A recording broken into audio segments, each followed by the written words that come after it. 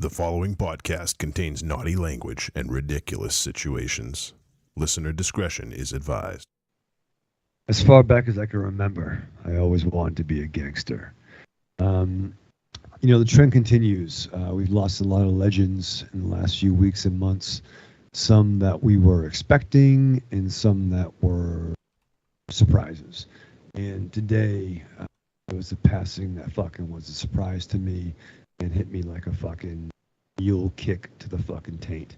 The passing of Ray Liotta really sucks. And I didn't know the man, but I was a huge fan of his work. And I think it sucks. So just to reiterate, enjoy your legends, enjoy your people while you can, because life's too motherfucking short. So make the plans, stay on target, and enjoy your folks while you can, because what are you going to do? But until then, welcome to Trick or Treat Radio.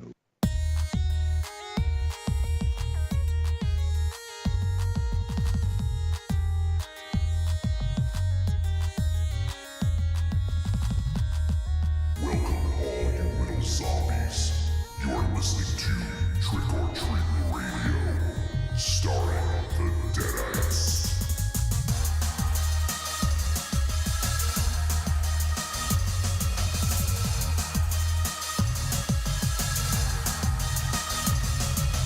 Welcome to episode 513 of Trick or Treat Radio.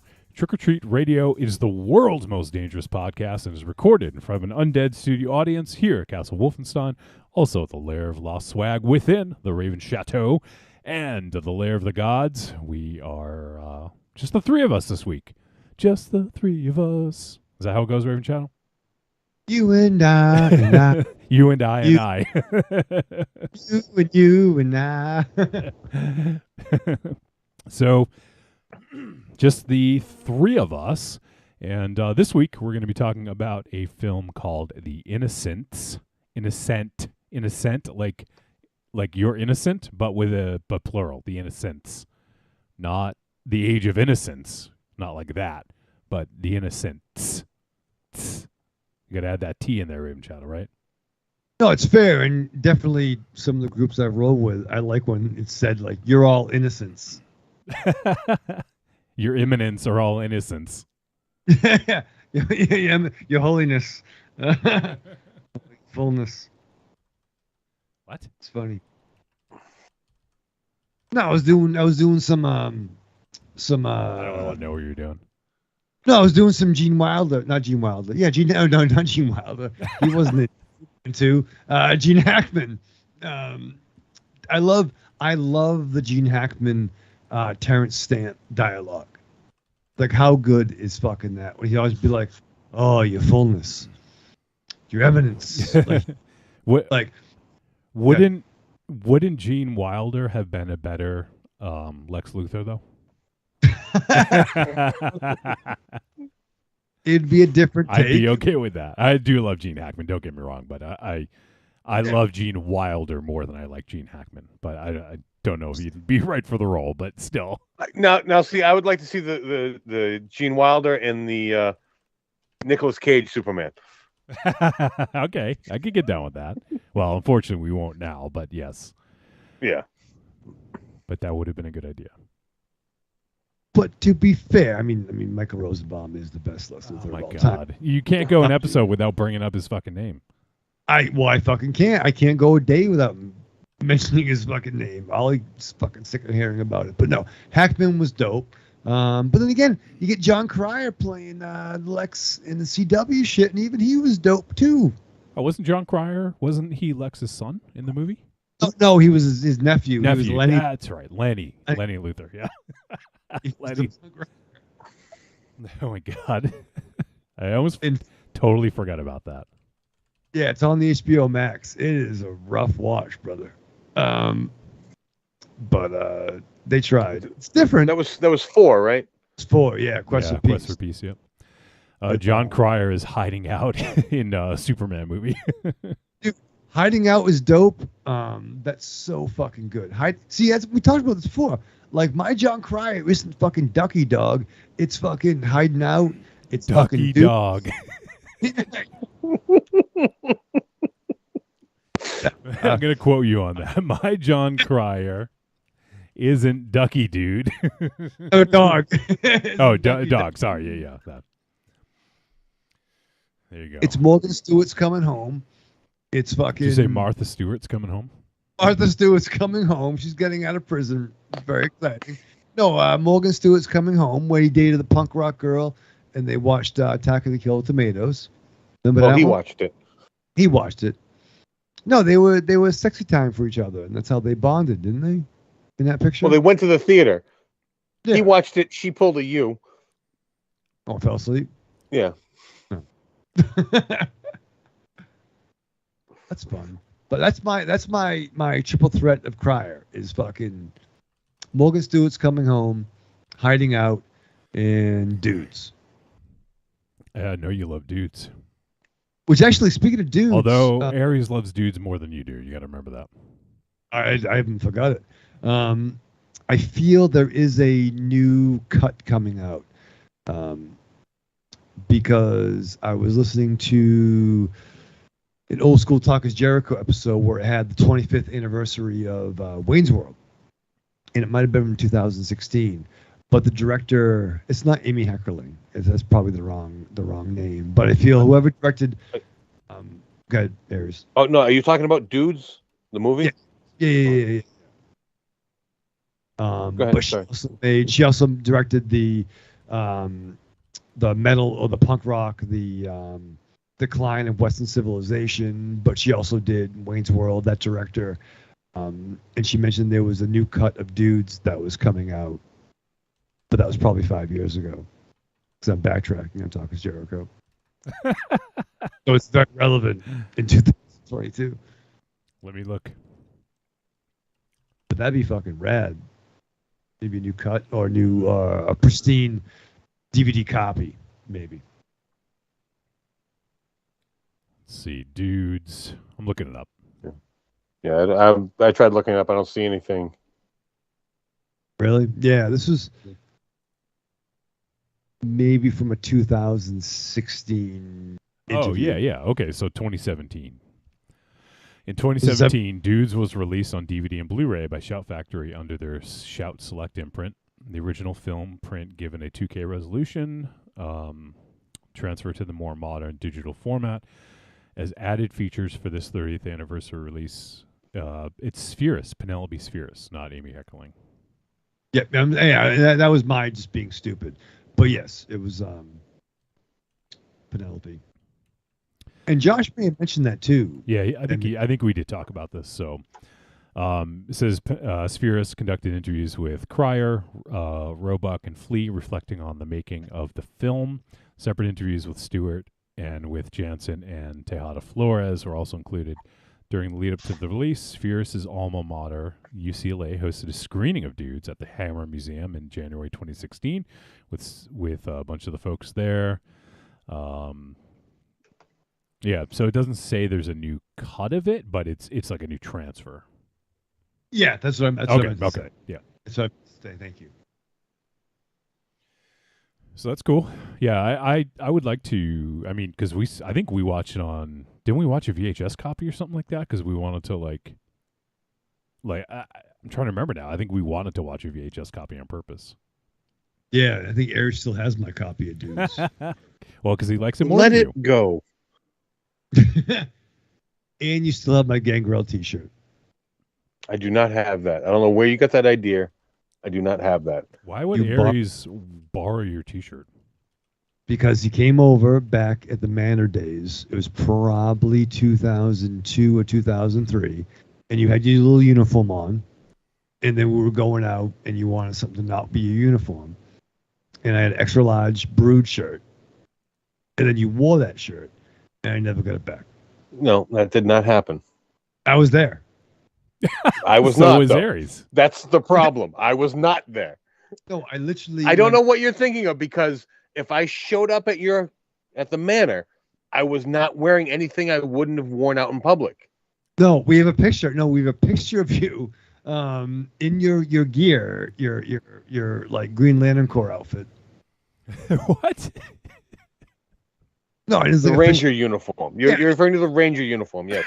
Which consisted of a button-down shirt with a T-shirt underneath. That I would not have had a problem going out in public in that T-shirt. Because 99% of the time, that uniform shirt stayed at work, and I wore the T-shirt around. Because the T-shirt was a T-shirt. Yeah. No, it was a down shirt. You had a badge and you had a hat. Yes, and then that we would made be the button-down shirt with a T-shirt underneath. The uniform consisted of 2 shirts. Are you questioning that? 1 tank top, 2 button down. Am I right in that? No, tank top, T-shirt. T-shirt. T-shirt. No, because I have a picture of you at the manor in that outfit, and we made the joke. Troy and I made the joke. We wanted to have the Christmas card like Police Navidad, where you were like gonna hit us like out in the snow, and that was gonna be our Christmas card for that year.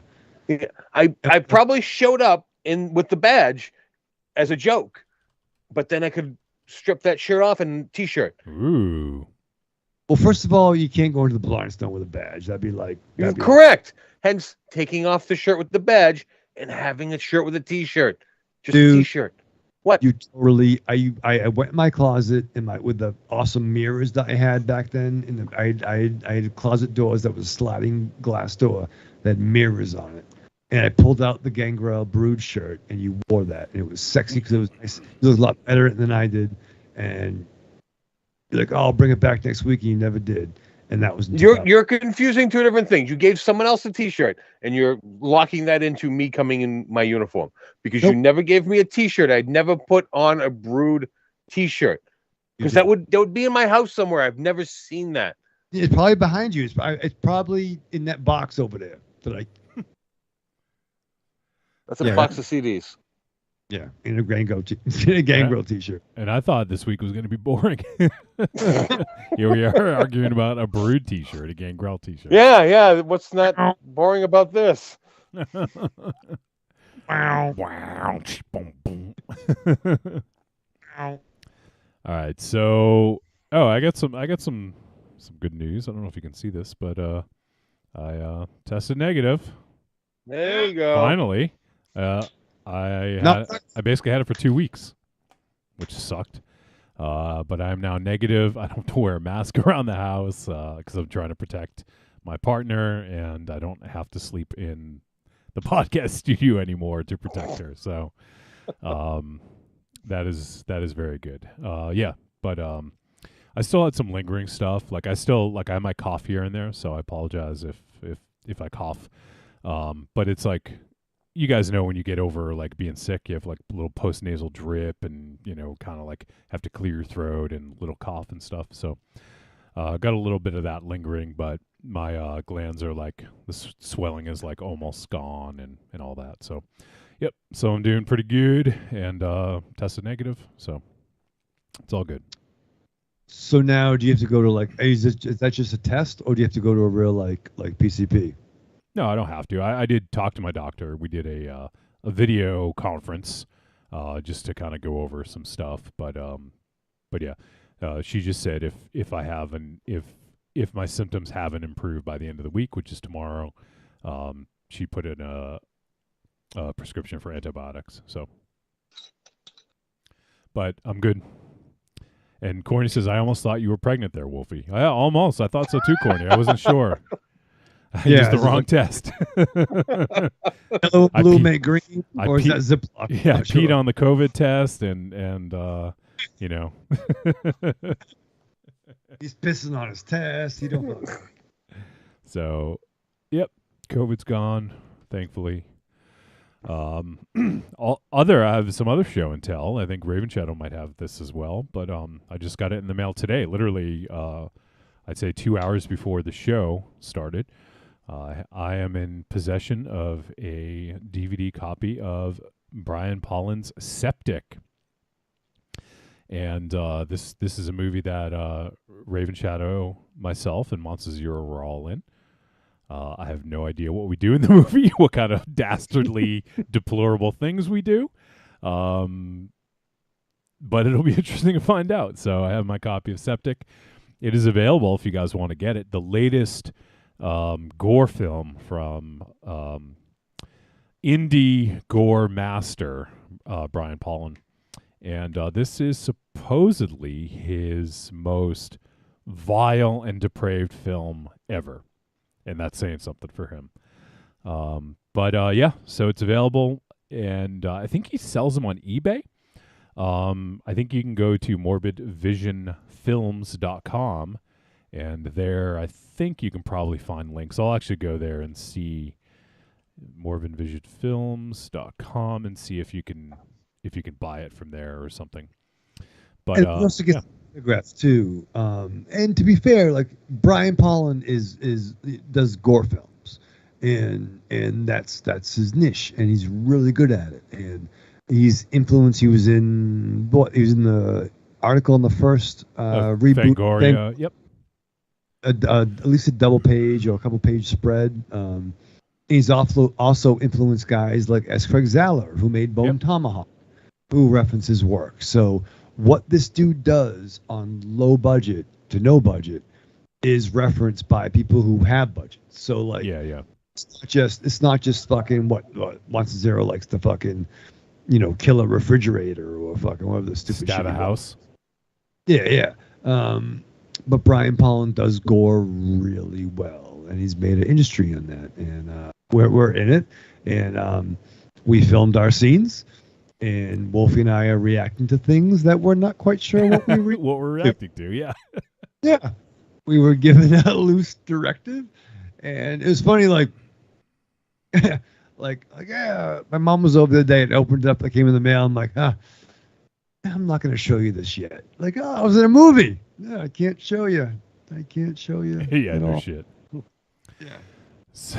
So I'm looking forward to checking it out. I don't know when I'll be able to take a look at it. Let's see what's the runtime on this baby. Oh, 82 minutes. Okay, that's not. I might be able to fit it in. So I got a long weekend coming up. So. And to be fair, like the dudes had movies that are banned in Germany, and they invented the Holocaust. Like, what does that tell you? I don't know. Well, all right, never mind. I'm not gonna get like you have a thing with Germany. Like I'm sorry. What gave away the record? I'm sorry. What Russia is as bad or worse? It turns out, they Russia kind of turned face for a while, but now they're really embracing that heel. They didn't really turn face. There was the Russian GI Joe team that was kind of cool. Red Star from the Titans, but no, Russia is definitely embracing their inner heel. Yeah, it sucks. Bringing the band back together. Even like Drogo turned face in the second Baby Creed movie. Oh God, Baby Creed. Oh, that was a if you've seen the movies with it's not called Baby Creed. No, but that was a derogatory term that they used in the film. But like the Creed films, you always gravitate towards the derogatory terms. I don't. No, I love. You do though. You really do. Yeah. What do I love more than Smallville and Rocky? Probably nothing. And I saying, Cracker Farm Boy. I haven't said that since Aries had a hard time with it. But you love saying it. Yeah, you do. And you try to come up with clever ways to hint at it.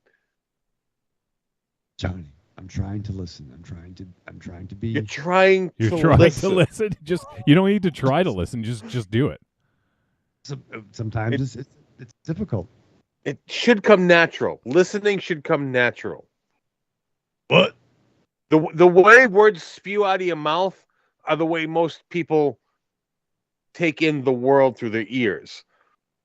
Like, you just seem to spew words while other people just take them in through hearing. Well, yeah, I'm verbalizing their. Yeah, but it's the opposite. Like, people usually have to put effort into talking. You have to put effort into listening. What? Exactly. You some bitch. What? Jesus. Stone Cold Steve Austin. Yeah. No, I think we know who you're referring to. Jesus. We went through this last week or the week before with the no selling. Like you're playing to the wrong crowd. Oh, I'm fucking trying. I'm trying to do something different, but fine. Something different. No, you're not. You're doing the same fucking thing you always do.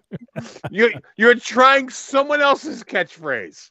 We're trying something different. I'll try someone else's catchphrase. What? Yeah. I like that. Unbelievable. You like that error? I like crazy old. You don't think? Let me ask you. You don't think that the Attitude Era maybe is problematic these days? I'm not saying everything holds up. There's a lot of things that don't age well. That's fair. So, if you were to rewatch it, what would you think? No, I mean, depends. Certain that's a fucking trick question, man. Like it's No, you answer the question. It's not a fargan trip? What'd you say? A fargan, yeah. You've watched Johnny Dangerously. Don't think you don't get the reference I'm doing. I didn't. I thought you were talking German. Fargan Jürgen. It's a hot smoke and the box is loose. You know what I mean? I don't fucking know about Germans, man. I speak that fucking language. By the way, we're gonna be banned in Germany with this movie Septic. I'm sure. That's fair. So you'll be happy about that, Raven Shadow. Something you did was banned in Germany. Thank you. They owe us. No, I love my German brothers and sisters. So it was look at the calendar. All of them. I mean, how far you want to go back? You know what I mean? Like, over a certain age, under a certain age, it's fine. I love my Germans who are 15 under. 15? No, not 50. Oh, okay. 50 and under. Thought you were getting creepy on us. Make it weird, Johnny. So you're just assuming everyone above 50 was pro-Nazi? Yeah, that's. By the way, for those folks listening to the podcast, Raven Shadow moved away from the mic and extended his hands outward, like, I don't know, like in a really big, yeah. I mean, I don't know. I mean, look in your closets. I don't know. It's a mild skirt. Look at my what? Look in your closet. Was he apt pupil? Oh. Yeah, once again, apt pupil. Like, I don't know. All right. Love my German brothers and sisters. So you're checking your history through movies again. Okay. Yep. Here we go. Dude. So, but by that logic, everyone that lived in America during the Trump era was pro-Trump. I mean, an oddly larger population than I would have hoped probably was. But that's the logic you're putting out there. Fine. Just because they lived in Germany during the Nazi regime, they were Nazis. So anyone living in America during Trump was pro-Trump. Wait, Aries, it's funny that you think he's using logic at all. I'm trying to. Did that sink in at all? No. It was doing really well. Like, we know what sucks. Yeah, fine. Let me piggyback on that. Like, we could totally be doing some Star Trek shit right now. This should be like that season 1 of the Scott Bakula season. What was it? The Enterprise. Thank you. Like, we should be like a few years before that, and we're not, because we're still doing stupid, dumb shit. I have no idea what you're talking about right now. That's the problem. Yeah, it is a problem. No, because like we have billionaires. No, you want it? Fine. No. Okay, you're not talking about the show. You're talking about reality. We should be reality, right? We should be exploring. We should be like. This is like the Pringles of the prequel. Before we do. Did you say the Pringles to the prequel? Yeah, that's once what you I heard too. Can't stop, baby. You know what I mean? Once you fucking the prequel to the prequel, or the amuse bouche to the fucking thing. Like, there are too many fucking millionaires. We should have, fuck the hoverboards. We should be getting towards like Star Trek shit. Stop. Whose God has the biggest dick? Stop your fucking borders. Go fuck yourself. Let's do Star Trek shit. Let's fucking move on. Star Trek. So okay, set phasers to stun. Yeah. Set phases to not be a fucking douche. Whatever you fucking. But we have been moving towards Star Trek in reality with a lot of our technology, but it moves slowly. But we're dumb. Yes, we are dumb. You nailed it. That's the problem. We are dumb. Thank you. We can't do it. They can make believe, but we can't do it. But they keep on sending people to space any chance they get. They're trying to do it. But it sucks that like we are close to technology of Star Trek, but humans are dumb. In ways we are close, in other ways we're not. Like, please, I want the Predators to come. Not like Weinstein, but like the actual Predators. Like, I want, like, just bring on the fucking aliens, man. Mars attacks, fucking. We should be fucking destroyed. Humans are a nice accident. Evil Corny said 4 minutes ago, Raven Shadow has lost me. What is he talking about? And Aries, and as I read that, Aries said almost the exact same thing verbatim. Thank you. Thank you. Why? What? Yeah. Corny's siding with me. Did you miss that? Were you not listening? He's confused. About what? Yes, at what you're saying. Yeah, exactly. That is the point. Both me and Corny are confused at the words coming out of your mouth. Me. And Wolfie. 3 of us. And probably everybody out there. There are 3 people listening to your words. No one knows what you're talking about. No, the smart people know. Thank you. So you just put down all our listeners. They call them dumb because they don't understand you. Oh, shit. You put them down because you said they weren't smart. You said that. No, he said that. Who? Me? Kid COVID over here. King COVID. Jesus Christ. What? You did. What did I say? You said, you air quotes, Wolfenstein said, you said, our listeners not that smart. I said, they are smart. No, I said, you're insinuating that they're not. I'm not sure what that means, but I'm implying that they're not. Smart. Right. I got you. No. You got me. Who's got you? No. I think we can all agree. No. Don't give me that. We need to like tie your hands to your desk so you can't do that grand motion. That's like your go-to. You just lean back and the arms out and just. The people listening to the podcast don't know what you're doing. Yeah, that does not reflect audibly. Just know if we're prompting Raven Shadow to talk and there's no reaction, you like nothing that he says. You can just assume that he's doing that. He's leaning back. Yeah, he's basically doing the Randy Orton like, but in a way that's like I don't know this many times. By the way, Nicholas has a question. I want you to answer this one, Raven Shadow. He says, so Triple H having sex with Kane's dead girlfriend, that doesn't hold up? I'm not sure what that means. I don't think Kane had a dead girlfriend. That happened. Hunter didn't. Yep. I mean, I know the kid did get a real X-Pac did get a real from Kane's ex-girlfriend in real life, but I don't think it was Hunter. It's the Katie Vick storyline, man. He climbed into the coffin. Yeah. What? How do you not remember this? No, I don't even know that. I don't know who that is. What? Hunter F. Kane's dead girlfriend? That didn't happen. that was the insinuation. Yeah, there wasn't like motion in the ocean on camera, but he climbed into the coffin. Oh, pal. Here's what you're gonna do. Go into the coffin, pal. I don't remember that. I literally don't. I don't remember. Okay, well, just because you don't remember it doesn't mean it didn't happen. Because both me and Wolfie remember it, and more importantly, the internet remembers it. If you Google it, it will pop up. I don't know. No, I know when X. So do you think that ages well? Nicholas says he's going to send the clip. He's going to post the clip in the group. Oh boy. So, I mean, we have friends that don't age well. What are you going to do? I mean, like it's fine. Who of our friends hasn't aged well? We'll talk about it off air. Oh, you look Aries. You look good.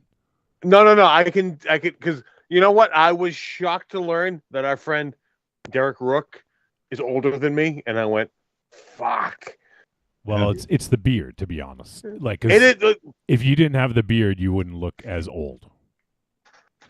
I don't know. This isn't high def, but there's fucking shit going on in here, and just Shit going on in here. it's not pretty. It isn't. No, I am. Anyone that watches and doesn't listen, you're welcome. That's all I'm saying. I feel bad for Corny who watches it on the big screen. I'm getting some gray right here in the like goatee area. So like, Can I tell you? Oh no, go ahead. Sorry. I don't know if you can see it. No, I can't anyway. When My it eyes are grows, bad. oh okay.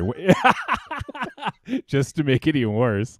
But when I let it grow out a little bit, it's even more pronounced. But I just saw Raven Shadow recently, and the first thing I noticed when I saw him, he's got a patch of gray on the side. Oh, look at you! It was almost like he missed the Just for Men over there. He doesn't use it after all, or he's trying to make it look like he doesn't. No. But Mary and I, we pulled in the parking lot at the same time that Aries did, and I went to give him a hug and a kiss, and she was like, "Hey, it's got a little bit of gray over there. It's so fucking cute." And no, I do have on the what do you call it, the jawline? Yeah, that's what you call it. So we got a couple of gray patches in the jawline. They got some streaks. And it's funny, there's a lot of folks who get a kick out of that, but Aries thought that my grayness was cute. No, I believe my actual words were adorable. It was adorable. And I think Marion thinks it's sexy. She says I look kind of like Ra's al Ghul. And that's sexy. You need the mustache. Well, I got a mustache. Just a mustache. Oh, he has a weird like a Klingon thing. Like he's got the reverse Hitler. The shave the Hitler part. Yeah. Bring that back. Yeah, was Hitler? Was Reich? Was he German? No, I think he was Middle Eastern. Let's see. I didn't write. I didn't. You sure? I mean, he's in the sand. He's in the sand. Well, what do I know? I mean, like nothing. Apparently, nothing. I don't know because he was never drawn Middle Eastern. Oh yeah, he was very tan. He was in the fucking sand, dude. He was fucking. You know what I mean? Like, no. I don't know. I'm sorry. I'm really. And to be perfectly honest with you, he's never been drawn to look Middle Eastern. Bro, his name is Ra's al Ghul. You think he's from the fucking Bronx?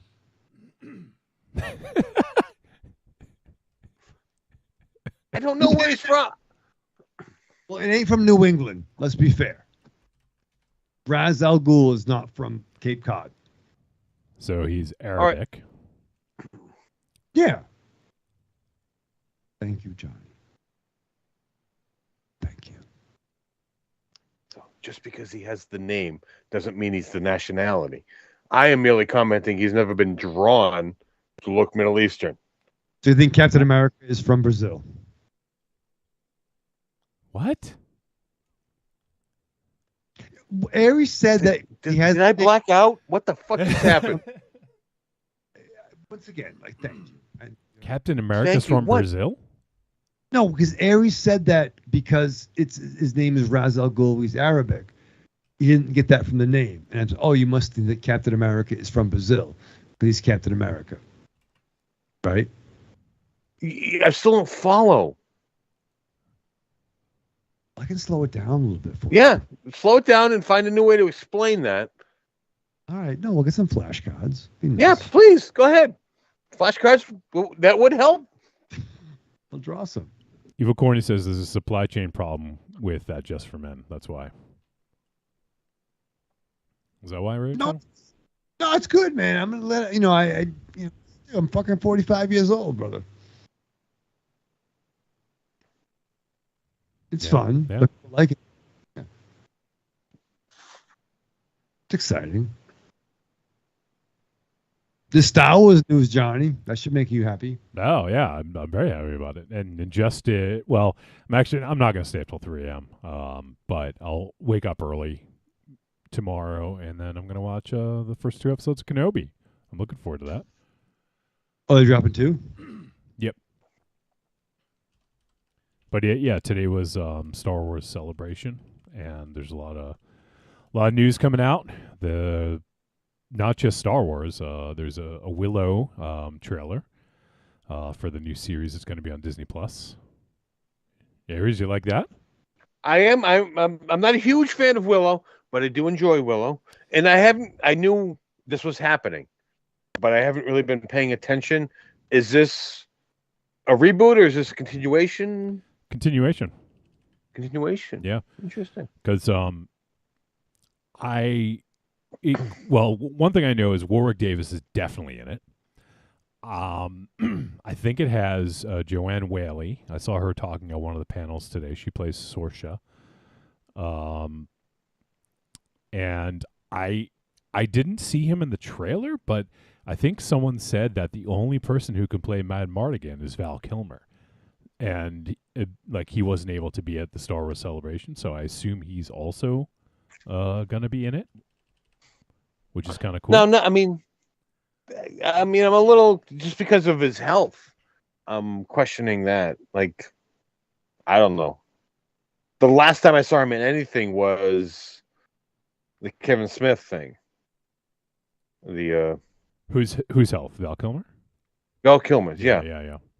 He was with the whatever the reboot, the James Silent Bob reboot, and it was like almost like they propped him up to get him on camera for that. Well, he's in Top Gun, the Maverick sequel. The Maverick. Is he in it? Like, I saw a photo of him in it. I think he has a scene, and it sucks. Like, he's not doing well health wise, but like Val Kilmer is fucking dope, right? And it sucks that I've never seen Willow. What do you think of that? I think you need to just go watch it. You know why? I think when it came out, it was after Jedi, right? It was after. Yeah, it was 84. I think it was after Jedi. Yeah. After Jedi, and I was a pup. But I was confused. Like, oh, George Lucas, something. That's not fucking Star Wars, and they didn't have really a dope storyline, and I was confused by it. And I've never really seen Willow. I never really cared. Because it didn't have toys, you didn't watch it. Well, it wasn't an incentive. Like, the toys, at least, there's a fair thing. Like, if you at least had, even down to like having a cartoon, if you had a cartoon with a comic and a toy line, you're legitimate. Other than that, you kind of like work in the indies, right? It's like, okay. Willow had a comic, and they did have toys. They had a movie adaptation, but I think they didn't really have actually like posable figures. They may have had like statuettes. They had toys, and they had a play set. So I'm just reading. I'm sorry to interrupt, but it says that his throat cancer is currently in remission. So that's good. I don't know. I know his voice, I think, is different now because of it. But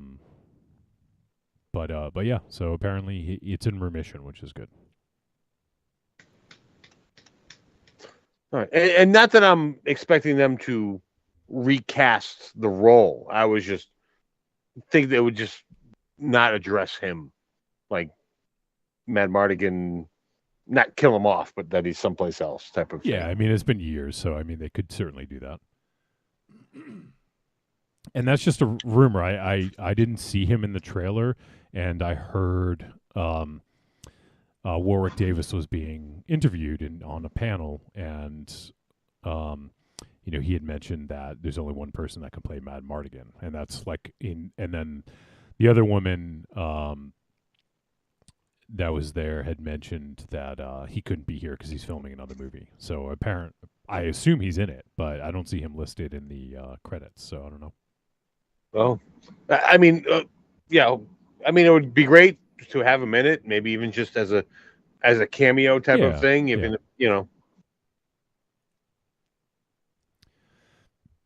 So I don't even know how we got.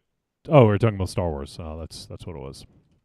But yeah, and then there's also the Andor trailer, teaser trailer, which looks fucking awesome. I think it looks great. Did any of you guys watch that by chance? Jesus Christ, I've been sleeping. I didn't know all this came out. I had no idea all these trailers dropped. Yeah. I did watch the trailer, and so who is Andor again? Oh my fucking god! Did you see Rogue One? Yeah. So he's like the main dude. Him and Jyn Erso. They're the ones who steal the plans. Oh, there's so many fucking fake names, bro. I don't even know who's So who. many fake names. I don't know. Like it's like Jing, Ed, It's a fucking character name. Jin Rosa, Jyn Skiba- Erso. Momosa, Momosa? Momosa, fucking. That's your Star Wars name. Momosa. The Adventures of Momosa. Momosa. Yeah, be nice. Oh yeah, so he's the dude. All right, so we know how his story ends, right? So it's Yes, like a we prequel. know how his story ends. This is 5 years before Rogue One, as he's sort of he's becoming because he's been a rebel agent for a while and like a spy, but we see sort of how he gets I think sort of inducted into or working with the Rebel Alliance. Which is cool. I mean, it was scary, like seeing like the Imperials walking by. Like definitely, it's some scary shit. Some very Cold War looking shit. Like it's dark. It looks Yeah, it looks really cool. it's good. So yeah, check it out, Aries. I posted on the Trick or Treat Radio group. All right, yeah. The Willow one too, so you can check out Willow and Andor on there. But yeah, it looks good. We'll probably get some other Star Wars stuff. They also announced that The Mandalorian season 3 is coming in February of 2023. So, What the fuck? Is it always October? Nope. You sure? Yeah, it was December. And last year, I think it was Last year. It's in early the year. Actually, hold on. I think one was in October. I think when it debuted. I think the first season. I think the second season was in December or November. Okay. And then Book of Boba was like the week before 2022. So it was like the last week of 2021, I believe. But are we seeing Mandalorian before we see new Boba Fett? Yes. They haven't even announced that they're gonna be another Boba Fett season. Spoiler alert. Well, I think they are up in the air with that one because that didn't do what they wanted it to do. Actually, no, it did really well. It did better than The Mandalorian. Really? Yeah. Views See, wise, I read it. They weren't happy with it. No, view wise, it did more than The Mandalorian. Bareback. BRB. BRB. Yeah. Well, just go and come back. Jesus. Yeah, now he's going to make a big deal out of it. Yeah. Let's see. I'm just looking something up real quick. But season 1, so he's actually partially right. So season 1 debuted November 12th, 2019. Season 2 was October 30th, 2020. And then I do know Book of Boba was the last week of December. So Right. So that must be what I'm thinking of with the beginning of the year thing, because I was thinking that I was watching something at the turn of a year. Yep. Corny says toxic fans didn't like Book of Boba. All right. So maybe I was reading some of that. Maybe. Yeah. Nicholas also says the adventures of Momosa travel to the orange juice planet. And by the way, Nicholas also posted the that Katie Vick video, so Raven Shadow can check it out.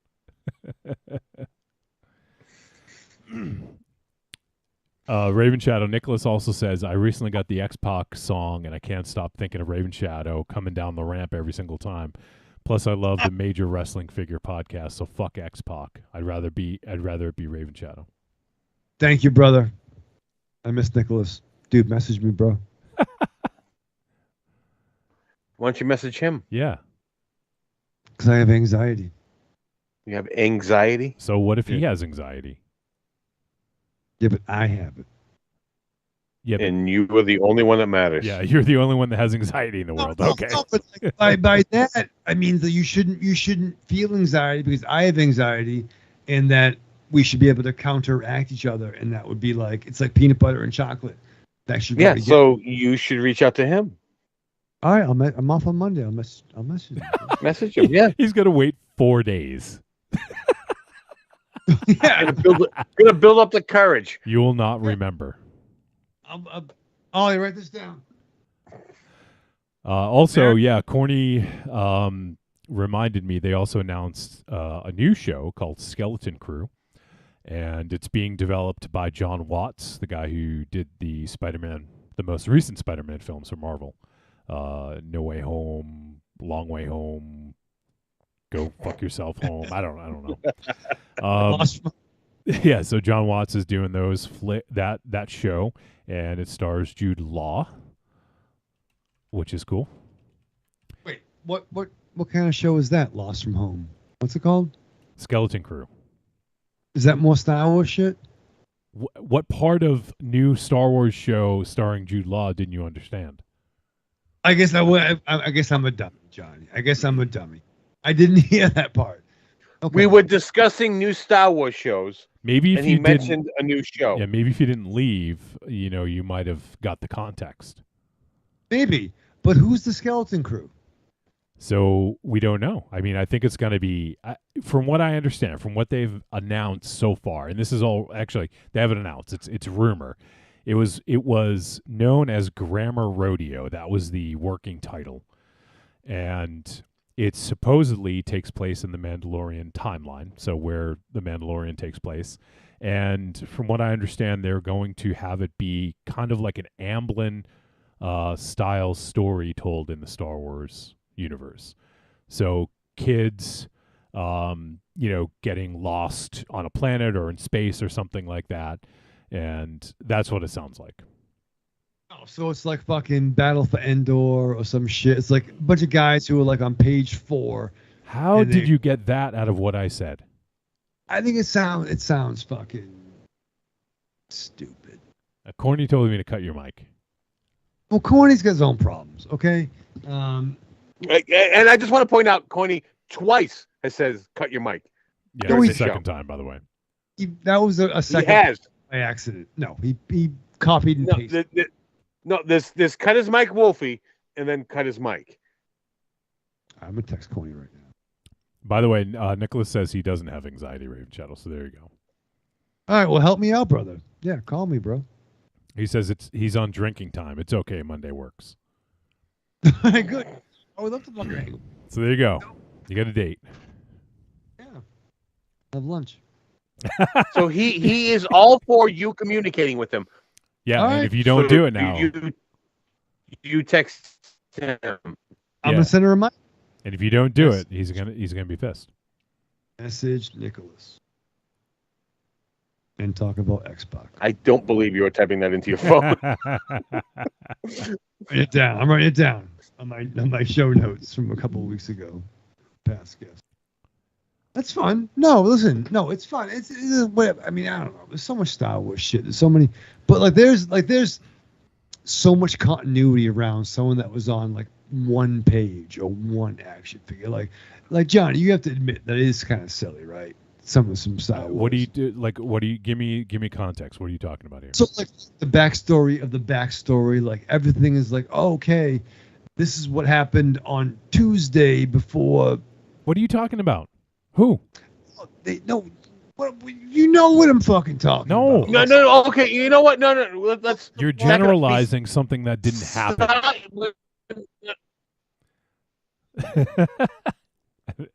Aries, I think your internet cut out again for a sec. You're back now. Besides the movies, yeah, fuck it, everything just blacked out. I don't know how much came through. Besides the movies, name something Star Wars that is bad recently. I'm not saying bad. I'm not saying bad. I'm saying. But you are, because you're trying to shit on it. No, I'm not. Because they are going deep into character exploration. You are shitting on it. I'm not shitting on it. So you talking about the minutia of what someone did on a Tuesday is not you shitting on it? So much stuff. No, listen, dude. Come on, dog. Lay it on me. Dog. Once again, dude, I'm fucking 45 years old, bro. Like, fucking, you think it's not my fucking first rodeo, and I've kissed girls. So, like, listen, all you little Star Wars guys who love girls, who love the fucking video games, all the cartoons and shit like that.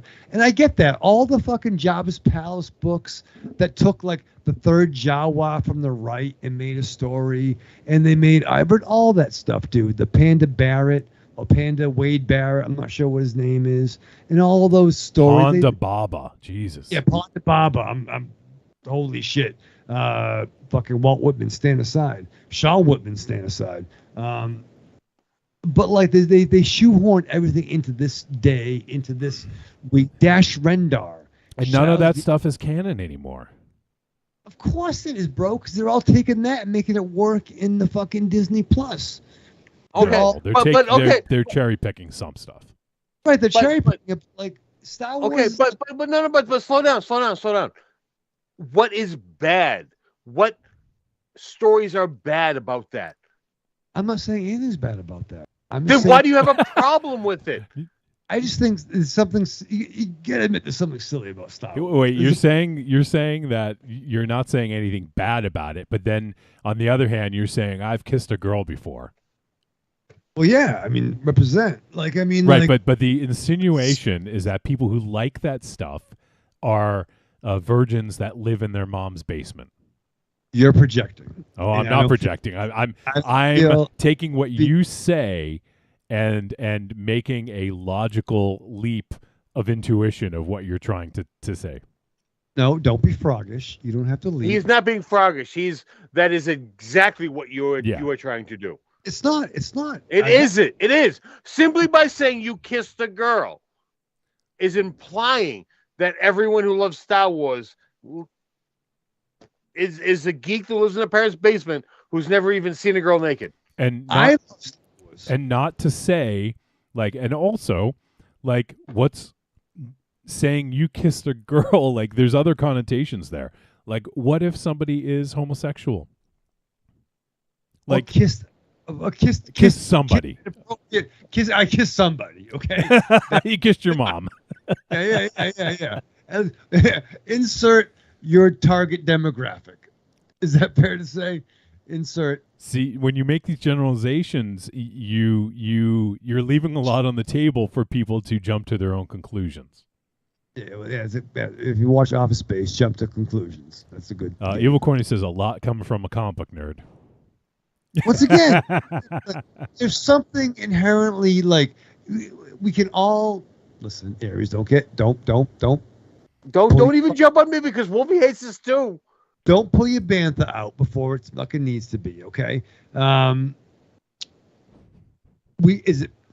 We all enjoy Galaxy Far Far. You say no? You don't Put words in our mouth? Yeah. Do you not enjoy Star Wars? Answer the question. Ask that question before you put it in my mouth.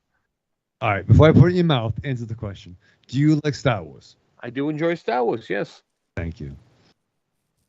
Wolfie, do you enjoy the Star Wars and the Galaxy? No, not at all. I just have a podcast about it. I hate it, though.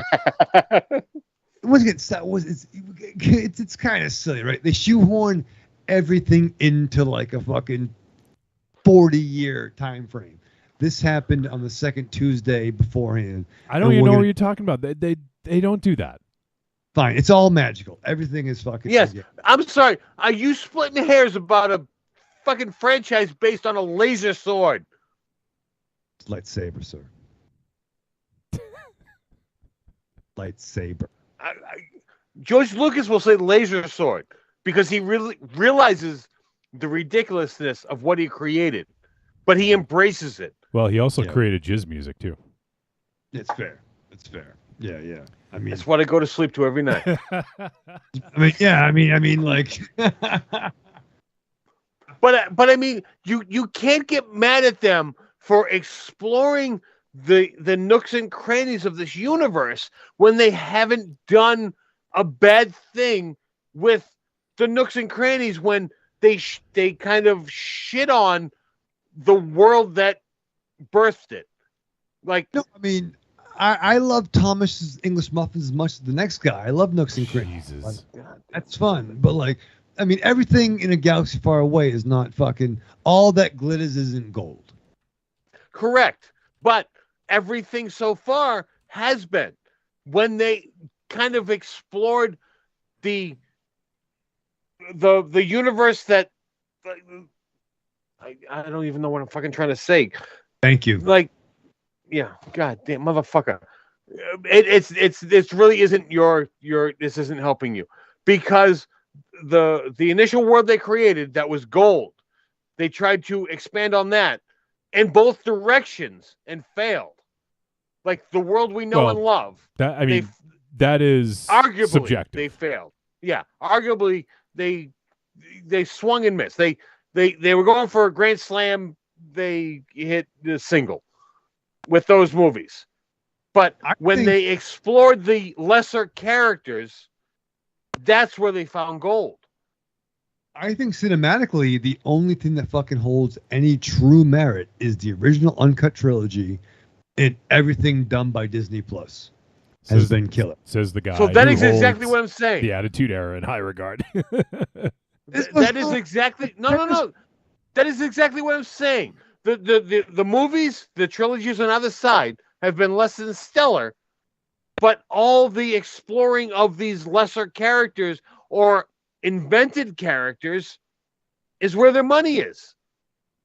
And I would put Solo and Rogue One up in the original trilogy, list too. Like, but you don't think, once again, you don't have to you can love something and still realize it's silly. There's some stupid shit there. I can love Star Wars. I can love Superman. I can love fucking wrestling. Yeah, it's fucking, there's some stupid shit there. But you can't be completely blind to a franchise or something you love when you were a child and not realize there's some stupid elements to it. But it doesn't make it bad. Dude, it's still gonna fucking make a joke. Like, it's still, you don't fucking think for a fucking minute that they will shoot, oh, this happened in 4 fucking minutes of the movie, and they fucking named someone and gave him a fucking 12-page storyline in Tales of Jabba's Palace that came out in 1997. And once again, there are plenty of Star Wars fans that don't know what books are, because all they do is listen to Audible or whatever the fuck. And yeah, Johnny, I'm fucking generalizing. And I'm intentional. You do well. Yeah, but you know what? The simple fact it's that all fucking magic, dude. No.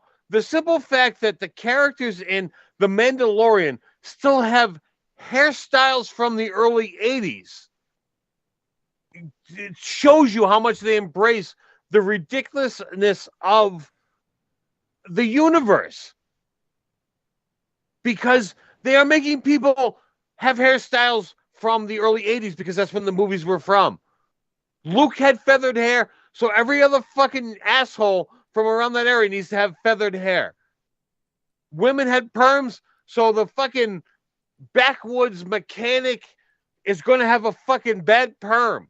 Like, they are embracing this. And that is what is fucking beautiful about this extended universe that they are creating, because they are grasping onto these little nooks and crannies that are great about the original trilogy and expanding on it, rather than trying to modernizing it with these other trilogies that did not go over well. You two little kids are fucking arguing to argue over shit. Like, I'm not disagreeing that there's some great Star Wars content. It's fucking awesome. I remember, and Johnny, maybe you do too, or you don't. I remember the 2 Battle for Endor TV movies that didn't have fucking Luke or anybody in it. I remember the 2 seasons of the Droid cartoon where it had the dude with the half fucking long red hair and shaved heads, and the droids were doing stuff. I remember the Ewok cartoons where they would fucking do shit with everybody that nobody cared about, and they wouldn't do anything with the original trilogy. I remember all of that. So when you're coming up and you think you fucking know shit because you played a fucking video game like Darth Empire's Apprentice, whatever the fuck, and that's fine. I'm not gonna die on that fucking hill. But like, we were there when the shit was whack, and now the shit is finally getting good again. But not everything is a masterpiece. But I'm going to go back to this. What has been bad? The movies. Yes, when they tried to expand on what already was there, when they weren't nitpicking about these fine characters that were in the background. You seem to be mad at them for creating the good content. No. What I'm mad at are really things that involved me mad at. I think it's so funny that they shoehorn so many things into one character that was in one scene. And the fact that they made action figures of characters before you slow it fucking down, Aries. What the fuck? And you too, Wolfie. Like, they would make Snagglepuss get an action figure. Grand Moff Tarkin didn't get an action figure. That's kind of weird. The Snagglepuss was in one scene. Or Walrus Man in Jedi. What did he do? You didn't get fucking certain characters. So, like, you got to understand that, once again, cry in your fucking milk duds, bro. Like, I love Star Wars. Star Wars is still silly. If you can't embrace that there's some silly shit about Star Wars, then I don't know what to fucking tell you. But I guess the thing I don't understand, and people in the chat room are saying, let's see. Okay. Marion even says, I'm confused about what Raven Shadow's point is. You don't care about what Marion says? Not now, because I don't. Oh, wow. Because you're fucking both of you fucking trying to argue. And No, we're not. No, Yes, this yes. legitimately. Yeah. I love arguing for arguing, but I don't understand. That is why I'm arguing this. Star Wars. No. Because you know what? Toys aside, oh God damn it. Toys aside. You know what's cool? Next Generation. Star Trek Next Generation. Oh my God! Come on. Get back.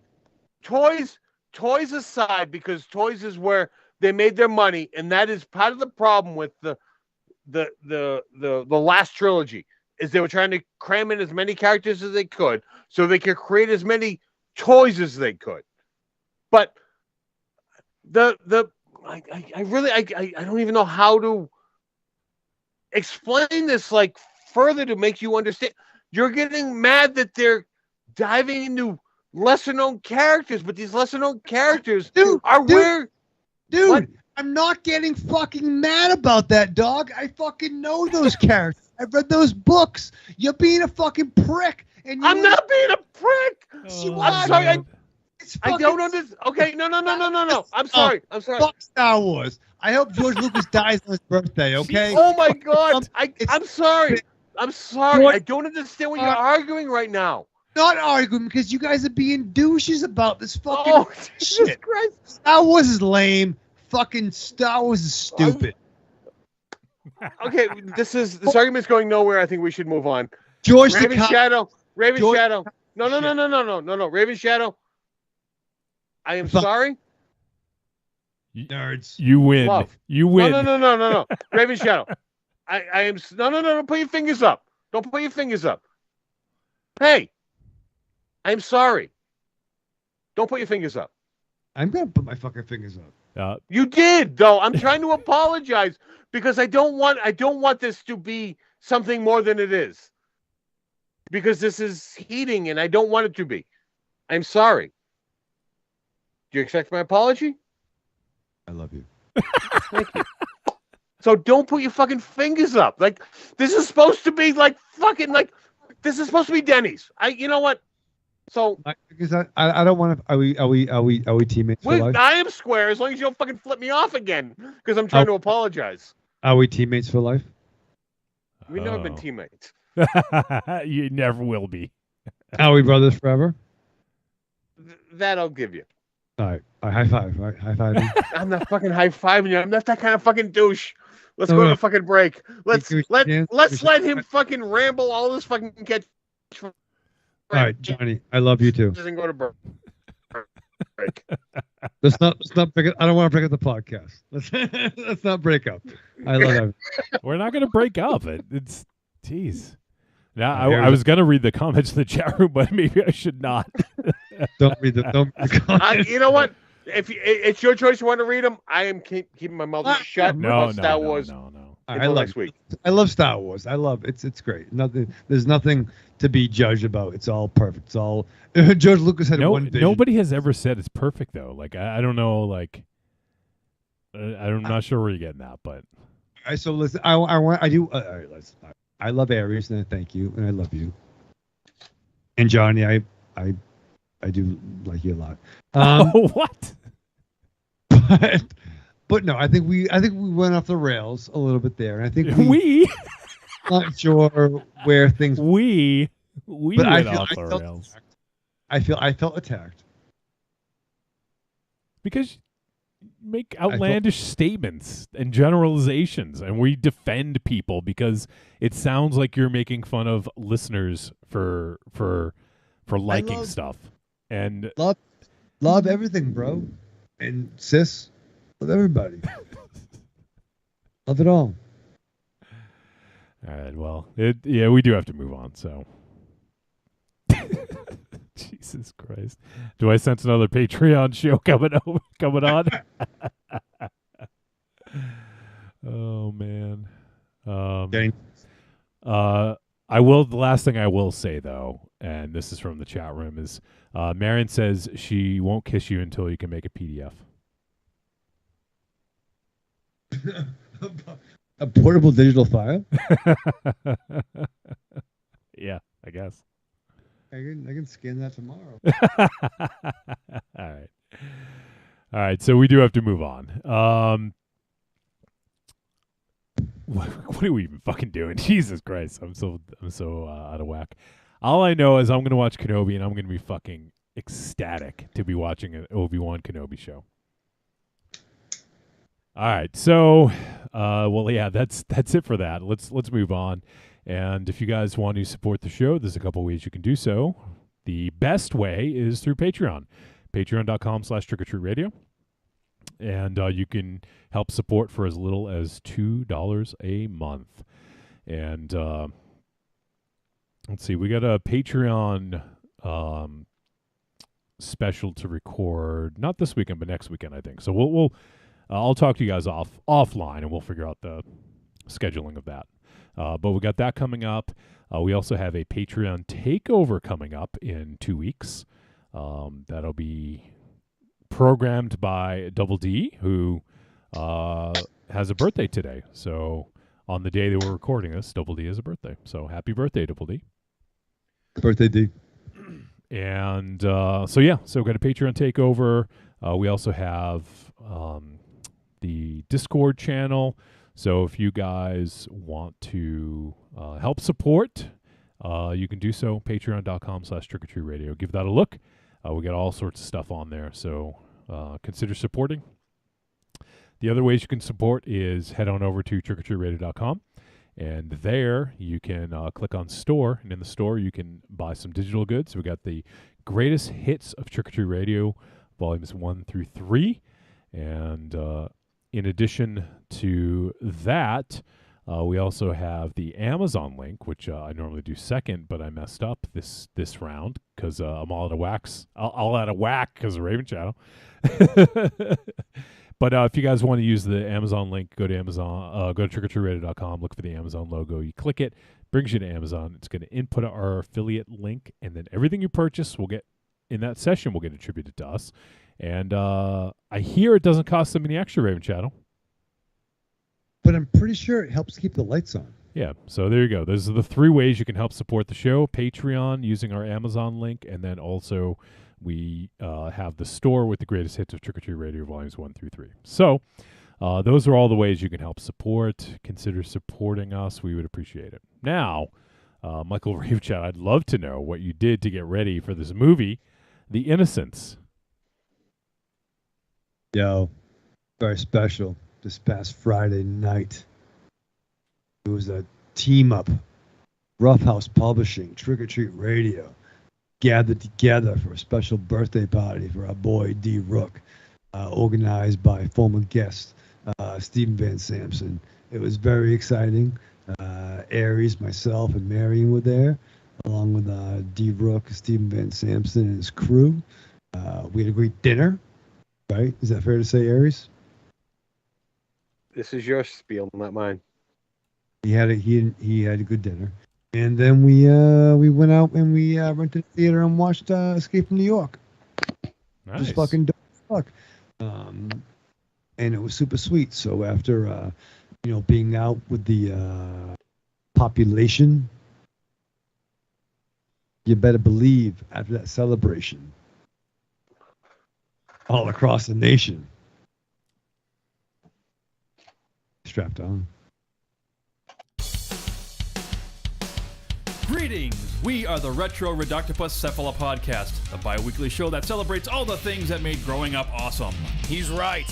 We wax philosophic about lots of geeky crap like old video games and movies, toys, cartoons. I don't know, help me out here. Music, pants, quoting video games that don't have dialogues, shabibers, tasty news, Unnecessarily long Japanese onomatopoeia. butt breathers, uncomfortable nature facts. or how to install a Samouflage. And unlike all those other podcasts, we at Retro Octopus have an exciting rotating host schedule.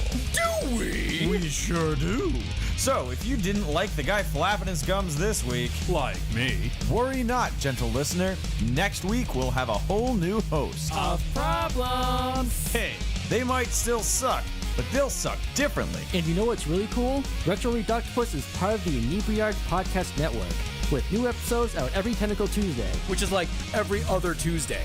We named it. Anyways, you can listen to us at iTunes, Google Play, Spotify, Stitcher, or straight from the tab, reductopus.buzzsprout.com. This is Matt Kennedy of Astron 6. You might know me as Manborg. You might know me as Father John Sullivan in Father's Day.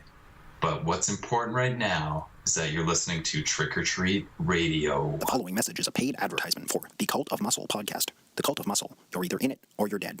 It's the dawning of a new age. The halls of Valhalla have been shuttered. The heroes of yore have either retreated to the shadows or taken to capering for the amusement of the small folk, their past glories a distant memory. The barbells have been torn from their once puma-strong grips, the beards shorn from their square jaws, only to be transplanted onto flannel-clad, puny weaklings with fingers barely powerful enough to strum a ukulele. The time has come, my brothers, to restore order from the chaos. No longer will our heroes be forgotten. No longer will their great deeds be viewed through a foggy lens of irony. Hear now our rallying cry as we scream it from the mountaintops, as we bellow it from iTunes and Libsyn and Facebook. It's time to join the cult, my brothers. So don your cloaks and enter the Cult of Muscle. I can tell you I'm never coming back on this show. Especially now that I did that thing that you just didn't do. Which I will be sending you an invoice for.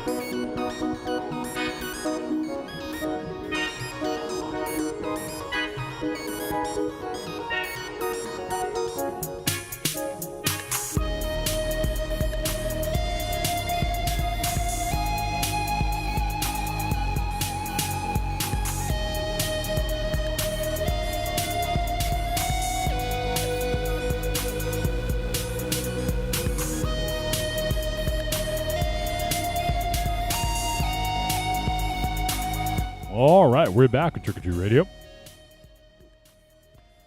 Should I turn his computer off, Aries? I'm just kidding. All right, so we are going to talk about a movie. And this week's film is called The Innocence. And the film is, just got a release here in the States in 2022. Just got released on VOD on the 13th of May. And I think it got a release in other markets or festivals in 2021. The film is 117 minutes, and it is written and directed by Eskil Vogt. And the film stars Raquel Lenora Flotum, Alva Romstad, Sam Ashraf, Mina Ashim, Ellen Peterson, Morten Svartveit, and Kadra Yusuf.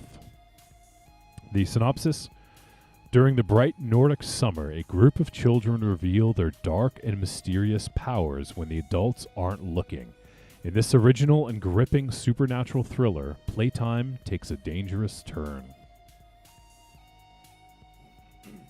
All right, so I've heard some good buzz about this, and I want to see if I can find it actually. One of the tweets I saw was from Timo Tajanto, who is a filmmaker that we quite enjoy. Let me see if I can find his tweet. But he tweeted about this and mentioned that it was, Here, he says, The Innocence is an incredible testament to filmmaking, melting haze of dread, palpating tension, but also offers a wonderful nostalgic look of things as we did as children. Child actors are all terrifyingly phenomenal. If there's only one horror film to watch this year, and he says to avoid the trailer, just go in blind. So he's someone that I respect as a filmmaker. I quite enjoy his films. We already had it on the radar before then, but just getting a lot of praise. And this is put out by IFC Midnight, and they we have a pretty good track record with IFC Midnight doing their films, and so I wanted to check this one out. And so I guess we'll find out if it's a good thing that we checked it out. I've also seen Stephen King had talked about this movie, but then again, I think he talks about a lot of movies that he gets paid to talk about. But it seems like every time he tweets about a movie, it's the best movie he's ever seen, or something along those lines. But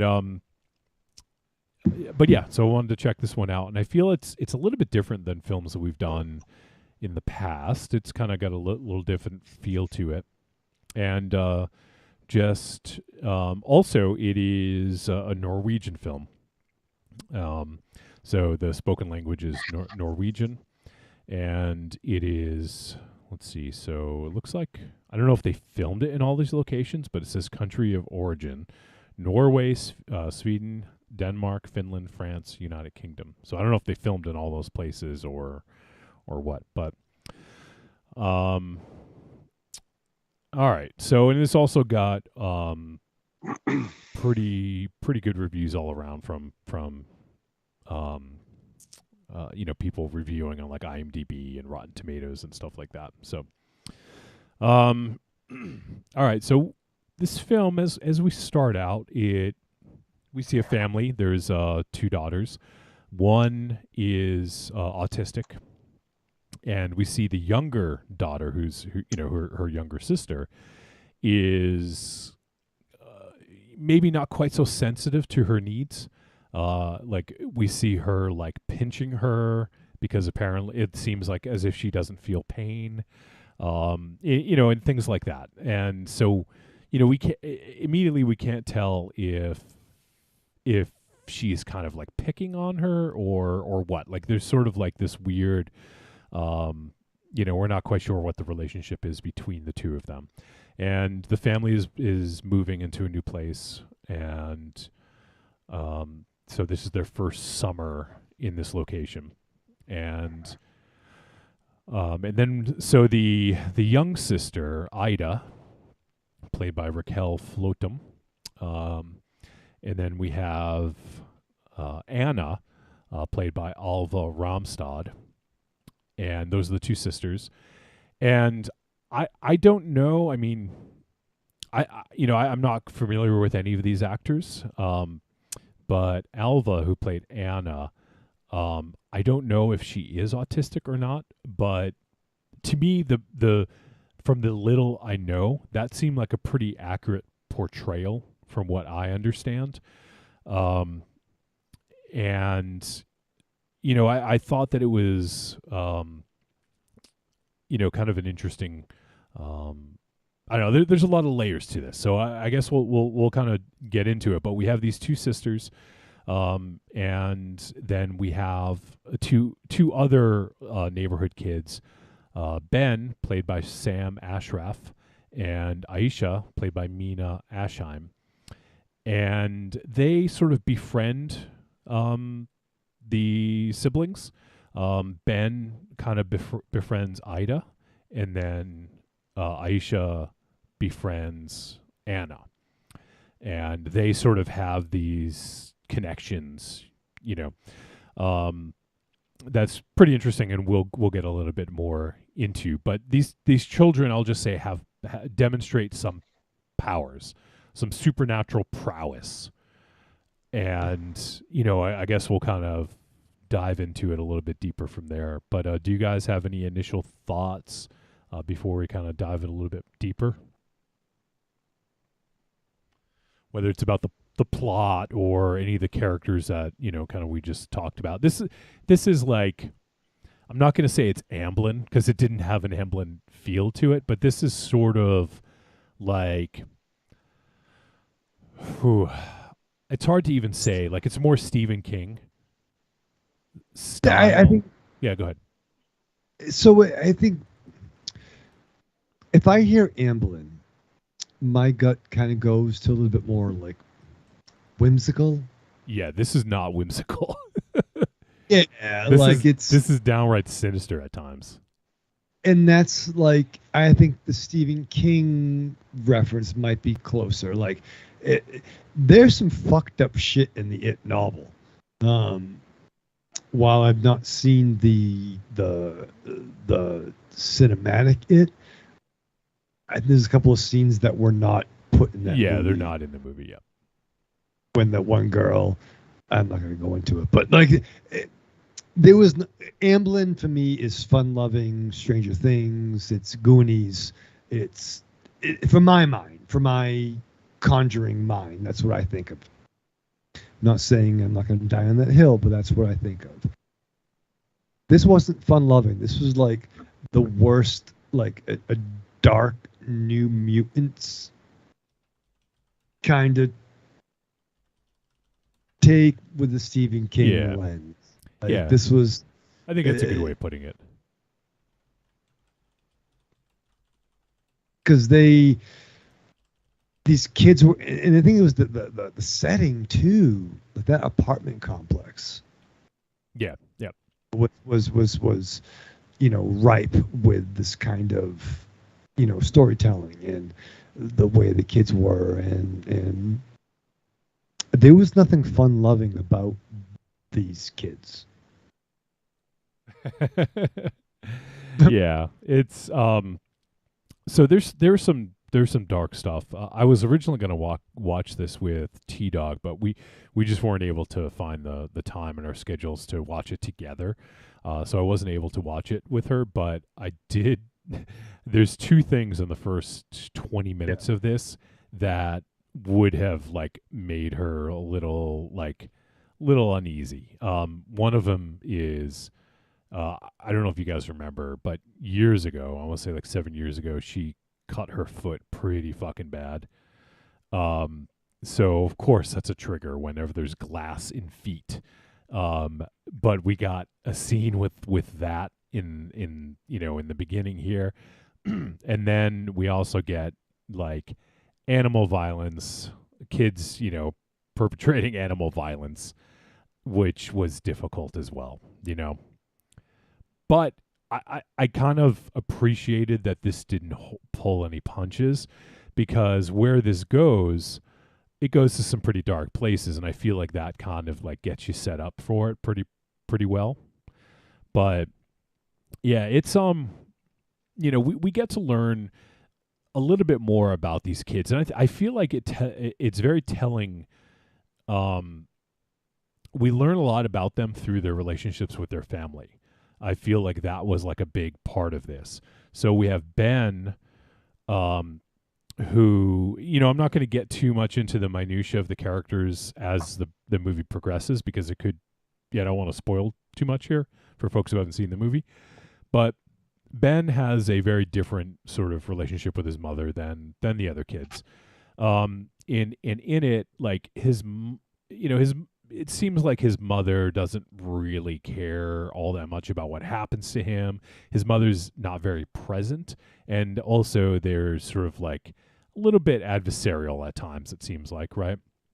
Would that be safe to say? Would you guys agree with that? And that's go ahead, Aries. Go ahead. Oh no, I was just gonna say, when you say present, I mean I think you mean emotionally, not physically.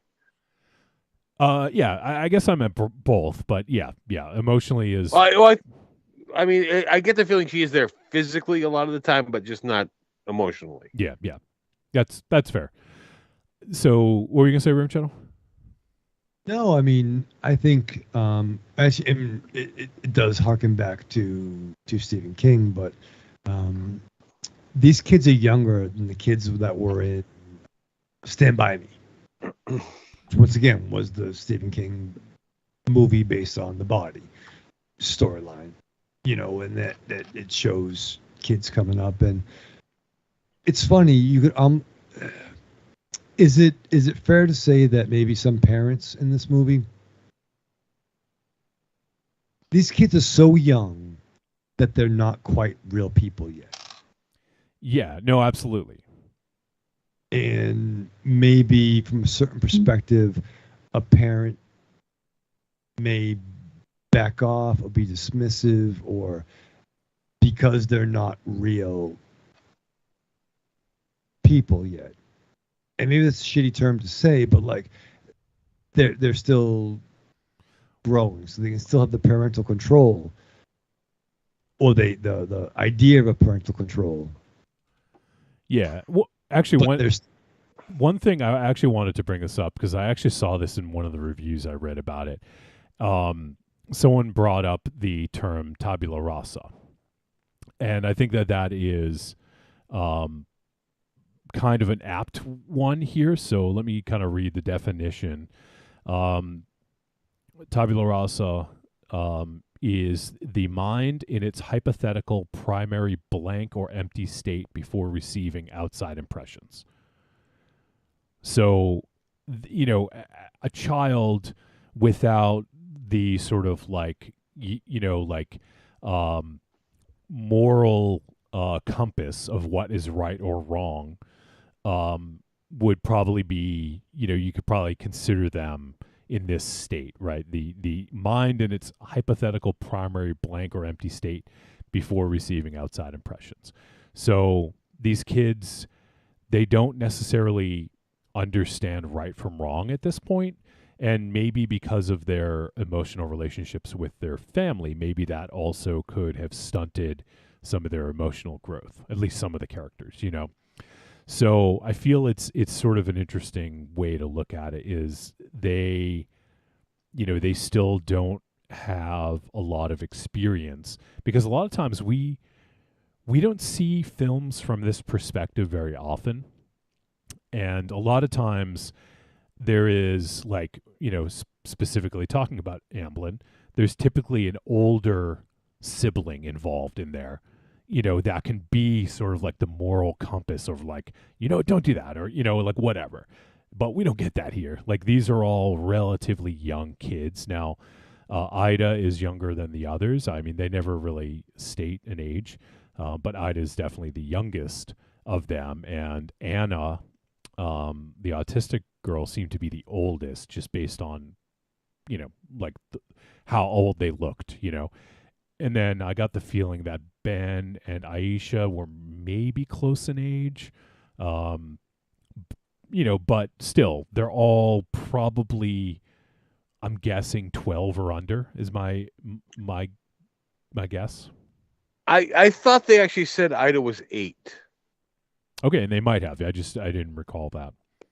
I mean, I'm not positive, but I thought that was one of the ages mentioned. Okay.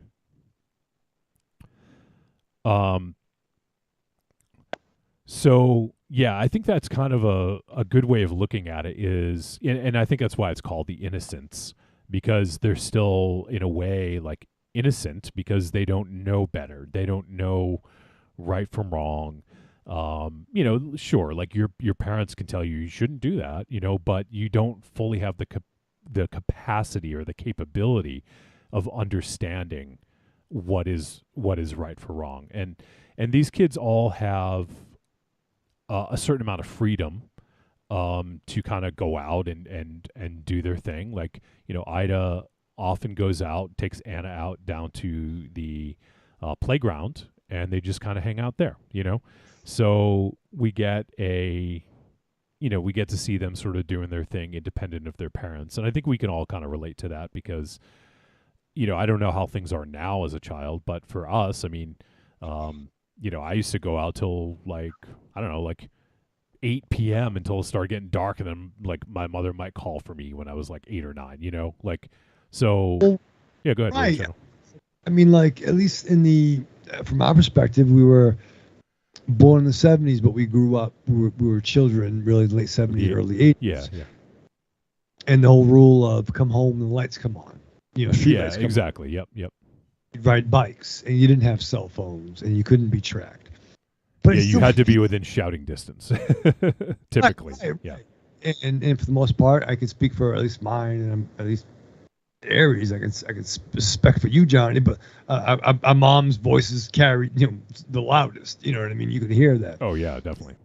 When it came down to it, but we had our neighborhoods, and we would do our ambulance entertainment stuff. But I still think we knew what was right from wrong. I would think so.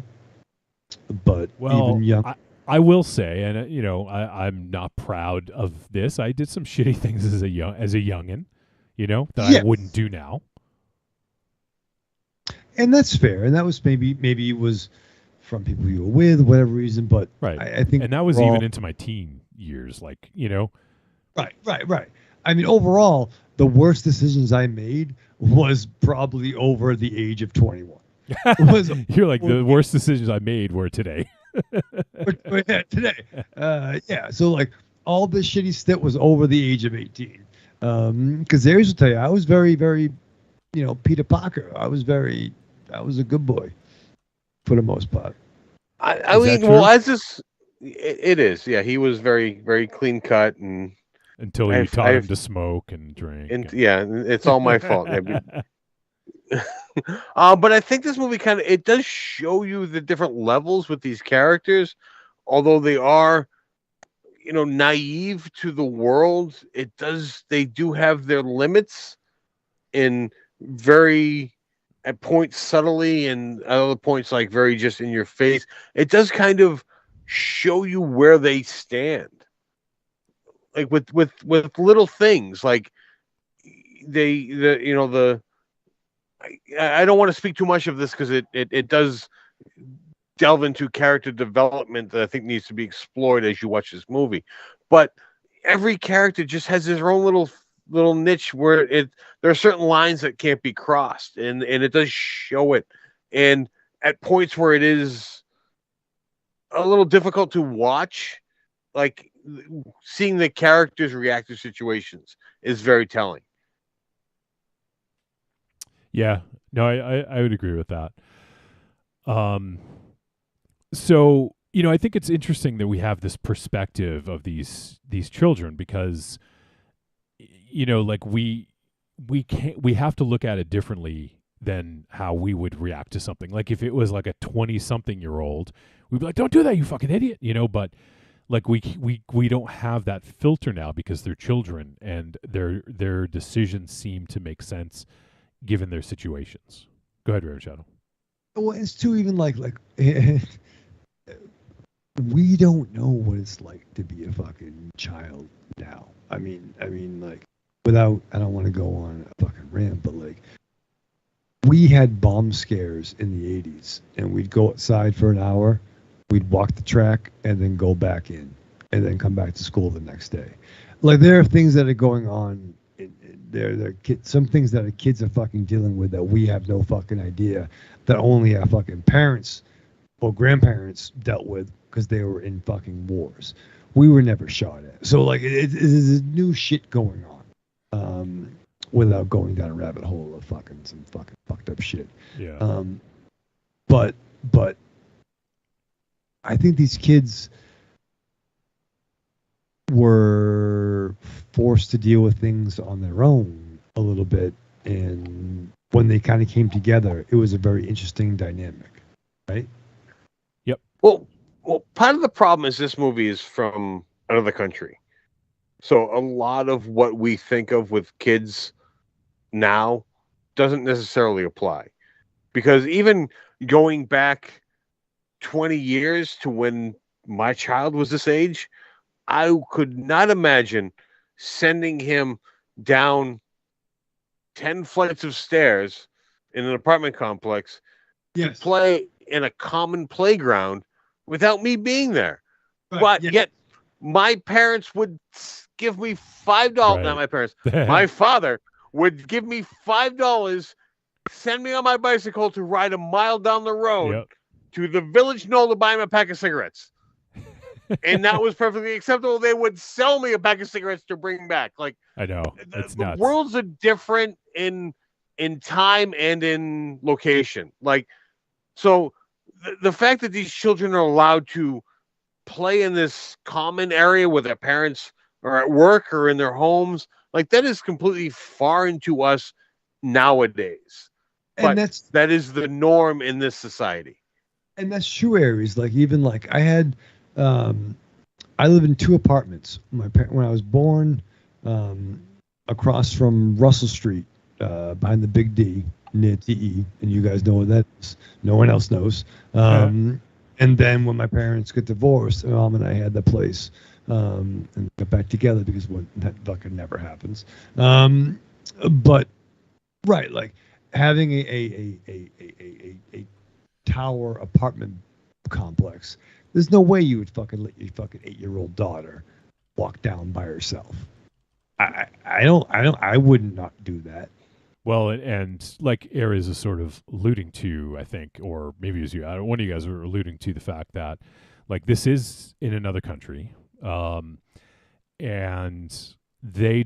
other countries don't have the issues that we have here currently. Like, really, as far as I'm aware, the only country in the fucking world that has a problem with kids being shot in a school is fucking America. So it's a very different world out there in other countries. I don't think you have to worry as much in I don't know, like whatever, Sweden or Finland or whatever. Like, I don't think you have to necessarily worry about that. And maybe people aren't fucking crazy assholes over there. Or as crazy, and you can kind of let your kid go fucking play without worrying,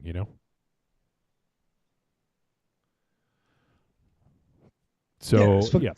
There's no fucking problems. No one's fucking with Sweden. Well, and to be fair, this is Norway, I think, this film, but I was just naming countries where I know, like, they don't have problems, in terms of, like, gun problems. But Norway, like, they're fine. I mean, but I think you'd still would want to kind of watch. Like, you'd walk down, and then I remember, like, when there was different continuity, but like you walk down, you would sit across, you could read a book. Hey, there you go. You're fucking over there playing. You'd still be a presence. Sure. But well, that's what the point I was making is that this is different than we are even 20 years ago. Like this movie was set in presumably modern times. Yeah, there was mention of a cell phone. She had a phone, yeah. Yeah. I don't know if it was a smartphone or a flip phone or whatever, but it was cell phone, so it's within the last 10 years. Yeah, it seemed like it was maybe a few years old. Like it wasn't an iPhone or like an Android. It seemed like it might have been a flip style or something. So I don't think that the year necessarily matters in this. It just was, they had a way to contact them.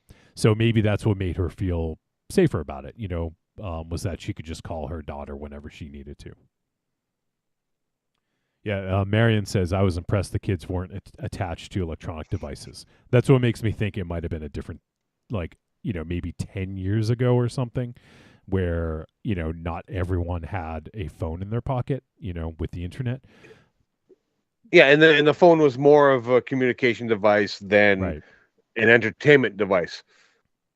Yeah. Because this still blows my mind to think about this. When I bought my kid his first phone, I had to make sure he carried it with him all the time. Like I had to make a rule. You leave the house, you bring your phone. Right.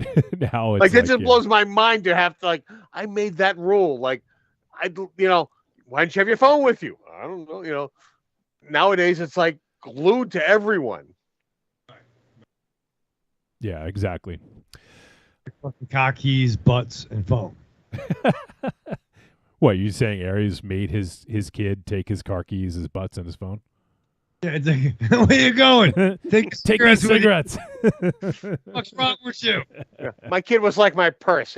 It's my car keys, my butts, and my phone.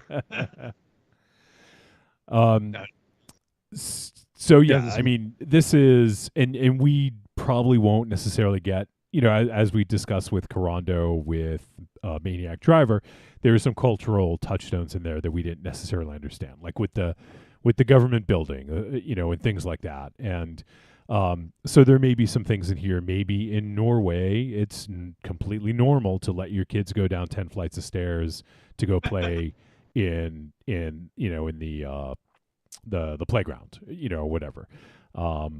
So to me, that didn't take me out of it at all. It seemed like it was completely normal with this world that they created. So whether or not that actually would happen in a country like Norway or something, I'm not sure. But so I will say right off, like I thought the kids were fucking great in this. Like I said, especially the actress who played Anna, who was played by Alva Romstad, who played the autistic girl. Like, once again, I don't know if she's autistic or not, but if she's not, she certainly learned how to play an autistic child, from what I would understand as being pretty accurate. So I think all these kids did a really fantastic job.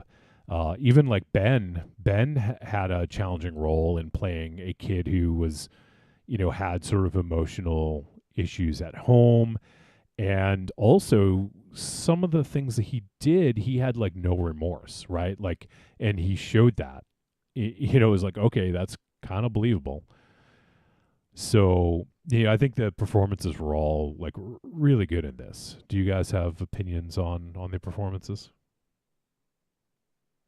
Yeah, well, definitely for a bunch of kids, their performances were outstanding. Yeah.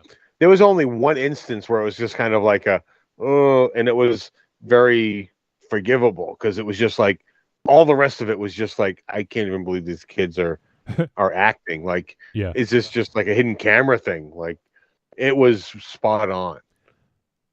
Yeah, Marion said these child actors were amazing, very strong performances all around. And it's like fucking crazy. Like, if these kids peak now, holy shit! Like, or if that's all they do, like, you were fucking dope, dude. But like, if they keep going, I'm like, Jesus, Jiminy Crickets. Like, I thought fucking, The Gate had some good, or fucking The Gate, Christian Bale and the Newsies. He was good, or Kurt Russell in the computer wore tennis shoes. That kid was good, but these kids were fucking harsh, man. This is some Lord of the Flies shit they were doing.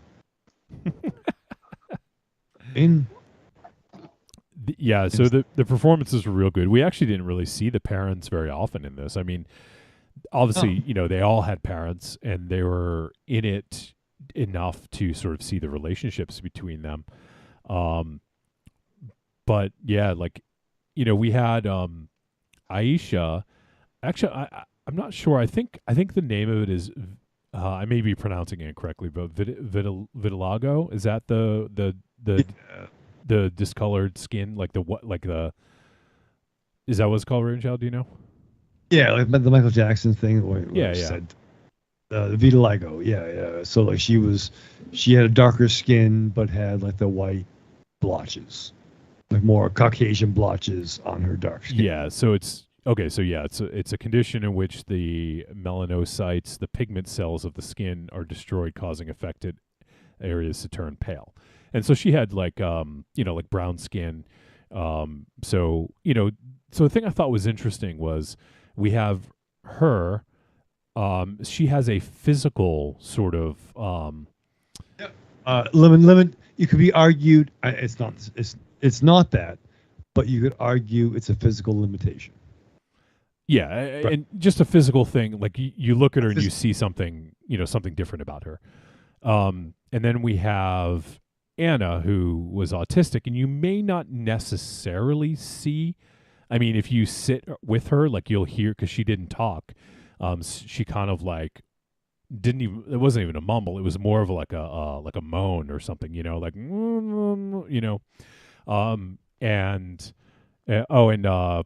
let me just say, Marion says the Anna actress is neurotypical. The director has spoken about the amount of detail he wanted to show in her performance, which is amazing. So she says, I love this movie and started reading a bunch of stuff about it. So cool. Well, I unfortunately didn't read as much as I would have liked, so I appreciate the insight there, Marion. But that's pretty crazy to hear that she is neurotypical. So I don't know exactly, like how much she knew prior going in, but yeah, that's pretty crazy. But I think she portrayed it exceptionally well. And so, yeah, so I was saying is like, there's sort of like one, the one character of Anna has something sort of like internal where you may not necessarily know that she has autism, unless you kind of sat around her for a little bit or tried to talk to her. Whereas Aisha, had the vitiligo. Here, I'll find out how to say that. Vitiligo. Vitiligo. There you go. And so I thought it was interesting. Those two had a bit of a connection, right? So, and I thought that was sort of a cool way of showing that they had a connection, even though it was kind of indirect. And then we also had Ida and Ben seem to have a bit of a connection, and they presented as neurotypical, or like just very typical looking as well, physically typical and neurotypical. So, we get these sort of like pairings of these two kids, and Ben shows Ida that he has like a power. He asks her to drop something from from up high, drop it down to the ground, and he's able to kind of push it. Like, it's almost like using the force, right? Like he's able to manipulate an object to move it so it doesn't fall straight down, it moves to the side, So he's showing her this trick that he learned. He's trying to show her how to use it. And then it turns out that like Ida doesn't seemingly have any abilities. She starts to demonstrate a little bit, but at the beginning she doesn't really have any that we can tell. And this isn't spoilery stuff, but Anna and Aisha develop a method of communicating. So Anna, who's autistic and can't speak, can actually like Aisha can hear her, like basically telepathically, so it's kind of cool. And you can see Anna's really like, find someone that she can identify with, that's someone that can understand her. And so that must have been very kind of rewarding for her, or very, just felt good for her. So we get some interesting play between the characters here. And I really kind of dug those scenes where we're kind of learning more about what abilities they have, or, kind of what they're learning about themselves. I thought that was kind of cool. Raven, I know you mentioned the kind of like New Mutants kind of thing. What did you think about the powers that they displayed? Do you feel like it fit in the world that they were building? Was this all kind of like make sense to you? I think it did. I think there were the empath abilities, the telekinesis. I like that kind of stuff. Whatever it actually was, it felt very mutant-like to me. And whether this was this apartment complex was a weird, ghetto X-mansion type thing, it just was very interesting how things played out with the child gaze. You know what I mean? And that's it worked, and it was fucking scary at some parts. It was interesting, but I liked that it I don't think we've seen something like this in a long time, if we've seen something like this at all, for my money. Yeah. I would say, I don't think I've seen anything quite like this. There are, certainly things that it was reminiscent of at times, but yeah, I don't think I've ever seen anything quite like this. And told completely from a kid's perspective, without, like I mentioned, when we think of like the Amblin movies or whatever, like we get like an older sibling who is kind of there, that like is, kind of tells them right from wrong. Right, and that's and we may said it earlier too, but like, yeah, there was the parents in this were almost like fucking Charlie Brown's teachers, or right, or Mammy from Tom and Jerry. Like it was a kids fucking centric thing, and a lot of the shit. Like, there was a certain bridge scene that was like, oh, Snoop, that's fucking outrageous. Yeah. When that happened, like, and these were kids. This is not fucking Ian Zerling being 32 playing a teenager in 90210. This was fucking children playing these fucking roles, and I don't know. They fucking went in, dude. They went. Yeah, this goes to some places for sure, and it doesn't really hold back. Like, they go to some dark places for sure, and I'm trying not to give anything away, but what happens to one of them later on in the movie was surprising, and I'm tiptoeing around it because I definitely don't want to give too much away. But they establish some relationships, and then those relationships sort of like they're forced to almost take sides, I think, in a way, based on some stuff that happens. But yeah, I think that it was really, I think it's a really well-made movie. It's well shot. The performances are really good. As I mentioned, it doesn't really pull any punches. It's pretty dark at times, and you don't see that a lot when it's a film involving children. And to the point where I did read something, I guess the kids who acted in this weren't able to see their own movie. Like they I guess they tried to like look into the theater during the premiere, but they wouldn't allow them to, because this is some pretty dark shit for kids to be seeing. That's funny, because I thought about it too. I'm like, what were they told? Right, like, right. What, like, I get it. Like, if we were like, okay, here's your motivation. I think once again, we were in septic and we were told nothing. Maybe it was like that. Maybe it was like being in septic. They just gave them fucking dialogue and do this. And then we'll act surprised, act scared. Be really enjoying what you're watching. Oh, fuck, Yeah. what are we watching? So that's a funny, weird, what do you call that? Synchronicity. Thank you. Yeah, so it was, I mean, I'd be curious as well to see sort of how they did that. But, you know, like, yeah, I wonder how much the kids actually knew.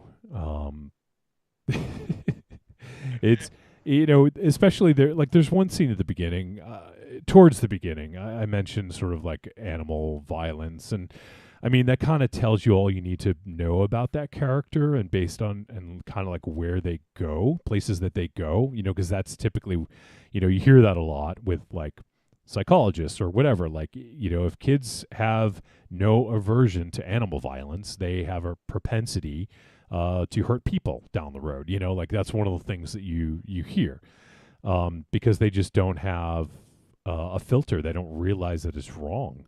And then if they don't, then maybe they'll never develop that.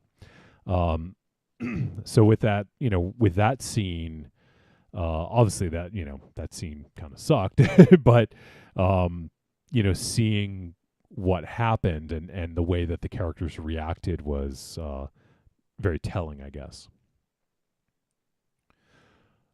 I think one thing this movie does really well is I think builds the tension, and I feel like it never really overstays its welcome, and it never really got boring to me. Like, we don't really, there's times in this where not a lot is actually happening, and you know, sometimes films like that can lose people, right? Like, because there's not a lot of action in this. There's a lot of like tension and a lot of unpredictability because of the kids. You don't know what they're going to do next. And then, you know, as we move through, we actually get introduced to some different concepts that make the kids a little bit more paranoid about what's going to happen. You know, and I think that really kind of added to this sense of dread, which I thought was kind of cool. I know that it's super vague, but I don't know if you guys have anything more to add about that. But I think it's fair too, where I think you're kind of locked in on that.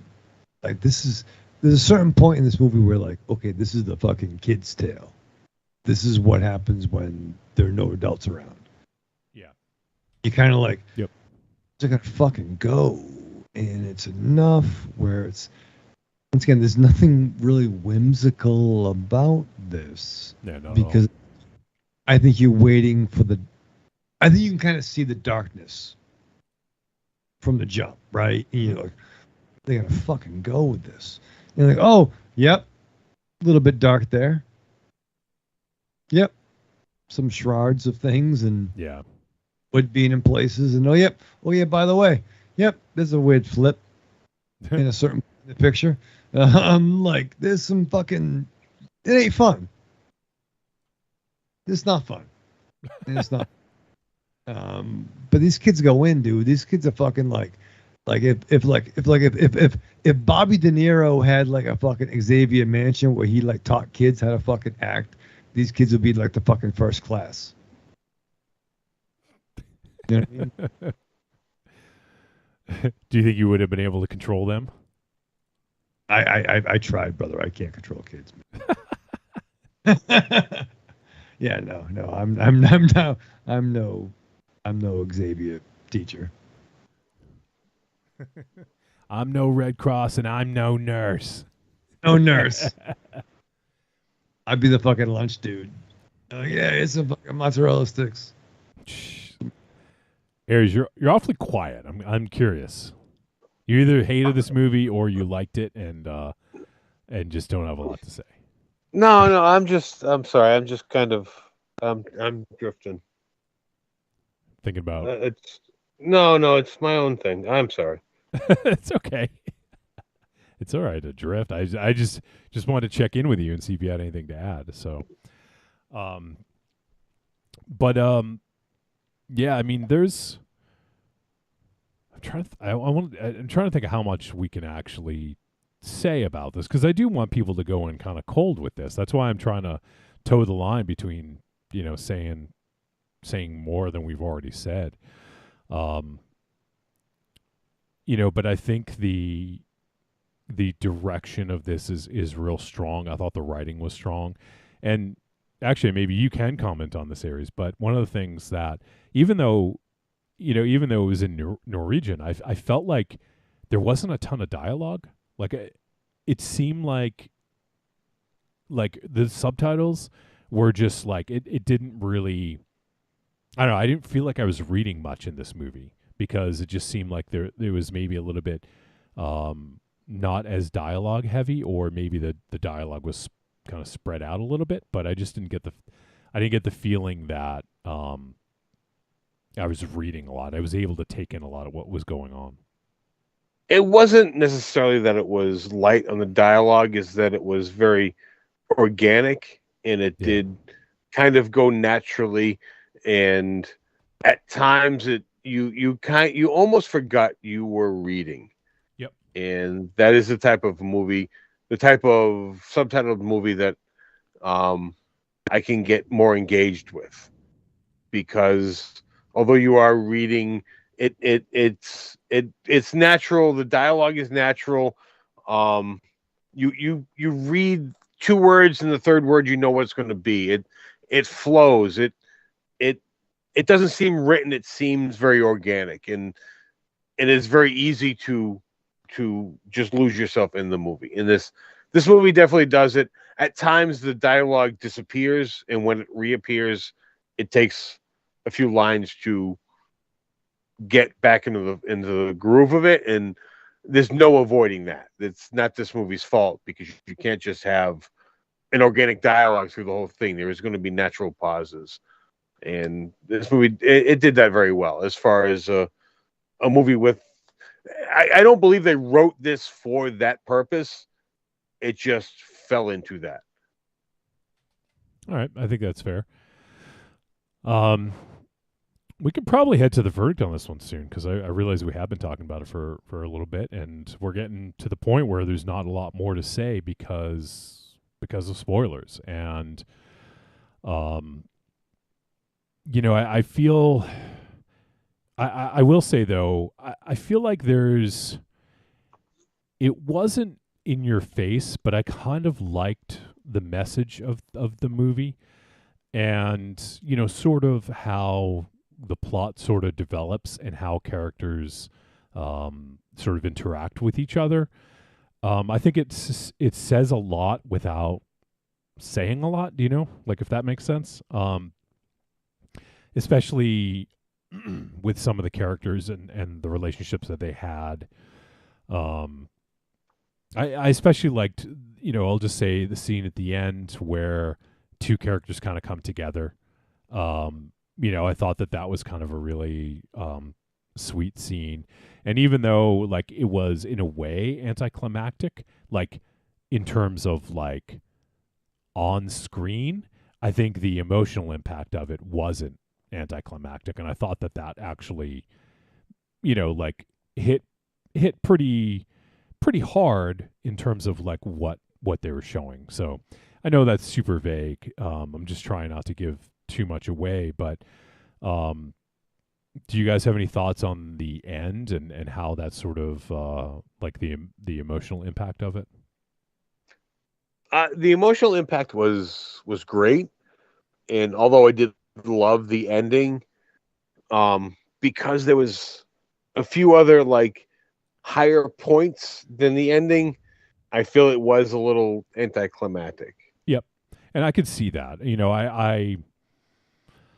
I feel like it even with the emotional impact, I feel like it could have maybe used a little bit more. One little punch. It just needed one little punch. Yeah. How about you, Raven Shadow? Yeah, one more punch. One more punch. But I feel like The visual effects, I don't know exactly how they did them in this, but I thought the visual effects, there wasn't very many, but the ones that were there I thought were well executed. There's that scene with a car hitting somebody that I thought looked pretty effective. And I thought that was effective. I thought that was less effective. no, I thought it was pretty good. I thought it looked as realistic as it could, given, what was happening. Okay. Yeah. I mean, it told that. All right. It told the story. It told the tale. I was like, oh. I don't know. I thought that was great. Yeah. Really? Yeah. I did not have a problem with any of the effects in this. I thought they were all spot on. That was the only one. Excuse me. That was like, Yeah, and the other things were just like little things, like the ground, like the dirt moving on the ground, or something like that. Very subtle little things that were probably really easy to do. I mean, I don't I don't know how they did them, but they were effective, and I think that just added to the scene. This movie has some killer shrapnel, dude. Oh man, yeah. There's that one scene with the wood in the leg. Yeah. Well, I fucking freaked out. All right. Well, I guess we'll head to the verdict on this one, because I think we've exhausted all that we can talk about without getting into too many spoilers. So let's go ahead and do that. Trick or treat, baby.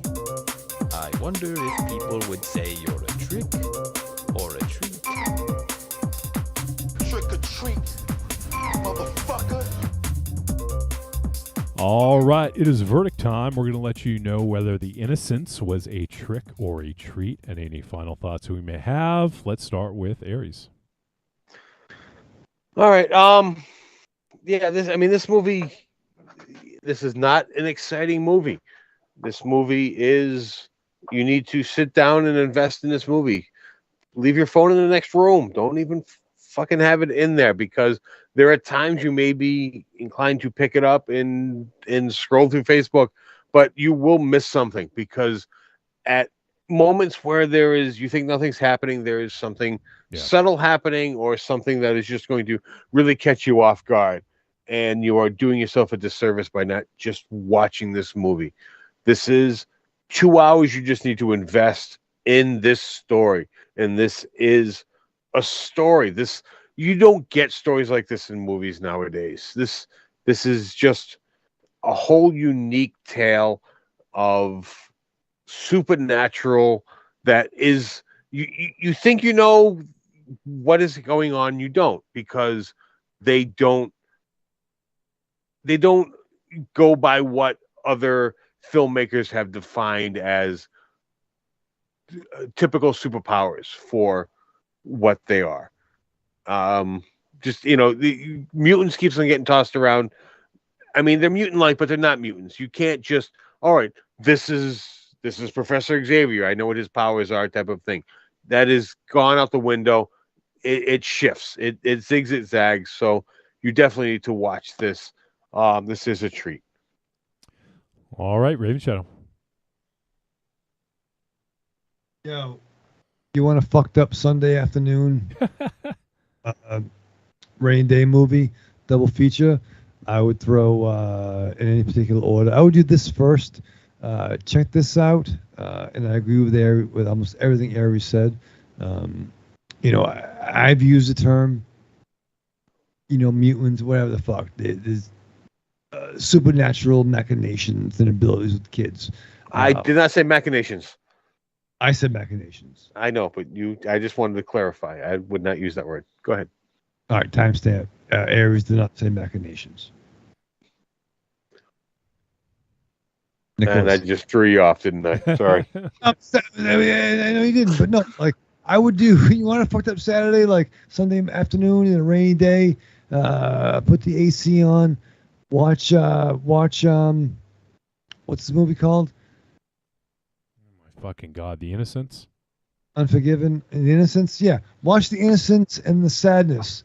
And then you'll feel a lot better about going to work on Monday morning, I'll tell you that much. But no, this is a fucking fucked up, dark, Misfits of Science,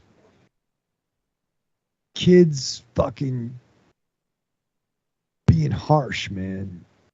Treat. Wow. Okay.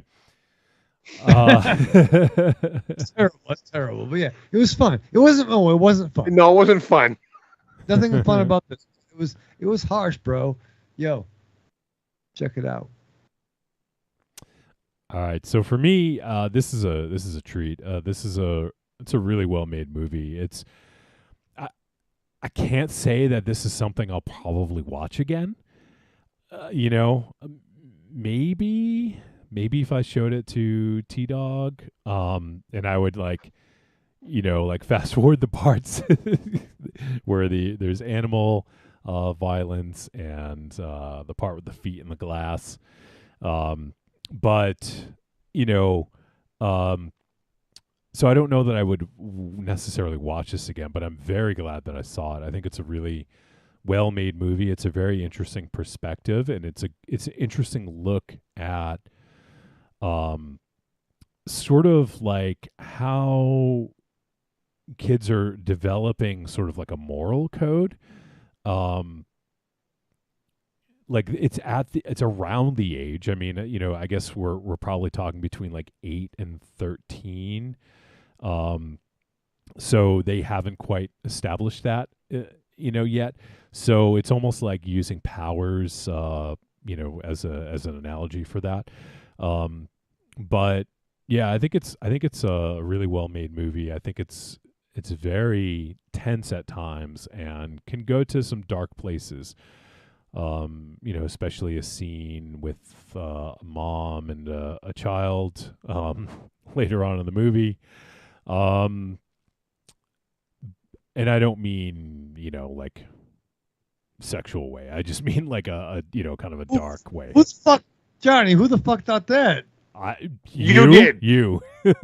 I saw your face, so I was like, all right, I better clarify. I was doing like, oh, Snoop, I know what you're fucking talking about. Well, and yeah. he pulled. But just to clarify, it doesn't go Serbian film places. I'll just say that. Yeah, it's not like English Stepmom or like, Yeah. But no, it's a really good movie, and like I said, Aries and I both said I think it could have used maybe a little bit more punch towards the end, especially because of a lot of stuff that happens leading up to it is pretty impactful, and I feel like maybe it could use a little more oomph at the end, but I did like the emotional impact of the end and what happened. So for me, I mean, it was still satisfactory, but I think probably could have used just a little bit more. But other than that, no, this is a good flick. I would recommend this for most folks to check out. It is, it can be a difficult watch. It's not one, you're not going to put on a Sunday morning when you're feeling good about yourself. Or maybe you do, I don't know. But yeah, no, I check out The Innocence. It's a good flick. So that is going to wrap up our discussion of The Innocence. Next week, we are going to be doing a film that I've been looking forward to for a little bit. We actually were going to do this earlier in the year, but it turns out that it just got a select theater release before it got a VOD release. So, and this film has it is sort of like I don't know if you call it an indie film, but it's sort of a little bit more of a lower budget film. It's directed by Goran Stalevsky, and it stars Numi Rapace or Rapace. I forget how to say her last name.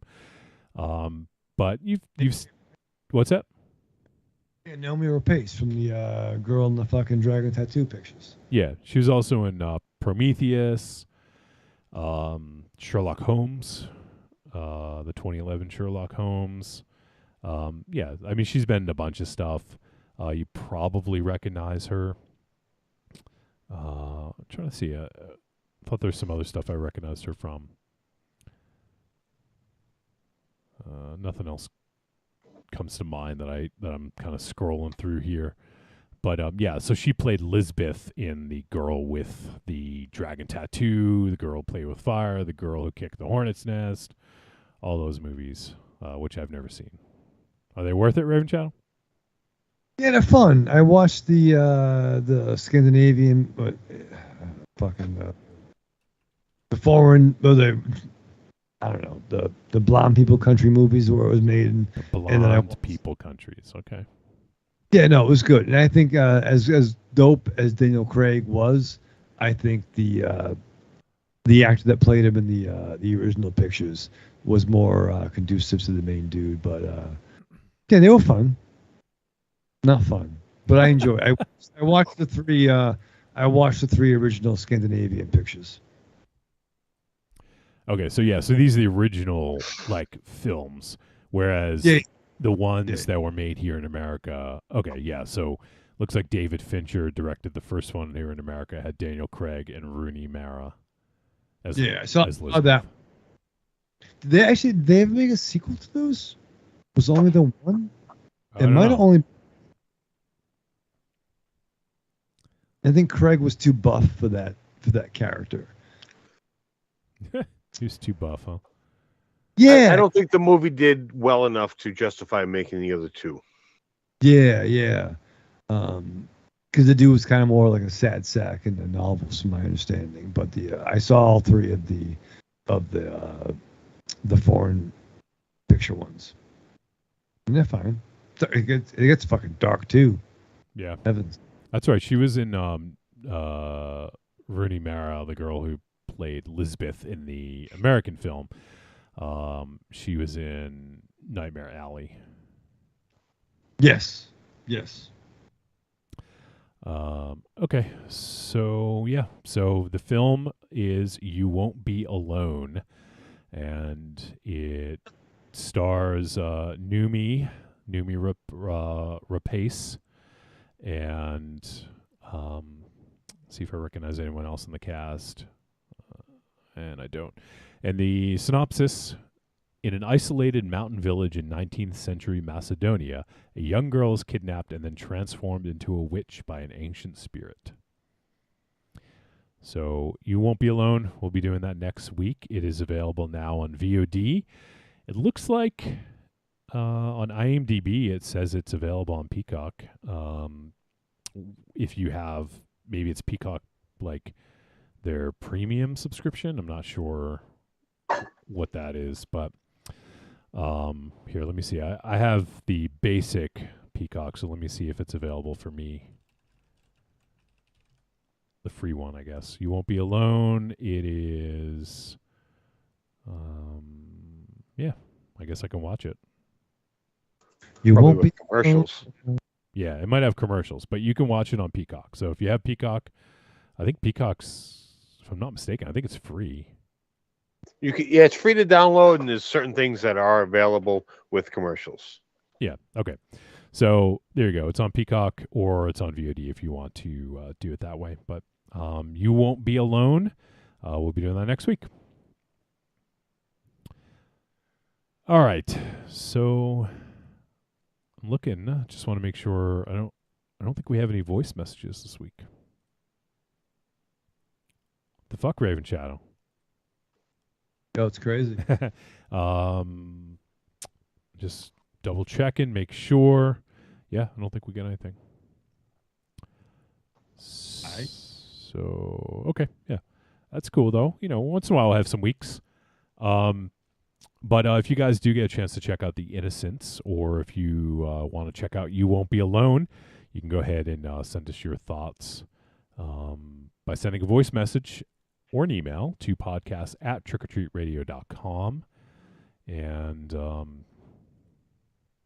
you guys have any stories or anything else you want to tell before we start to wrap things up?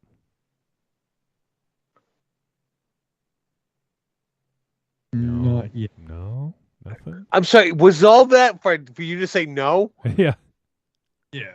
You wound up and then said no. I was trying, brother. But yeah. You're trying what? I had nothing. You had nothing. Okay, but I just don't understand the wind up.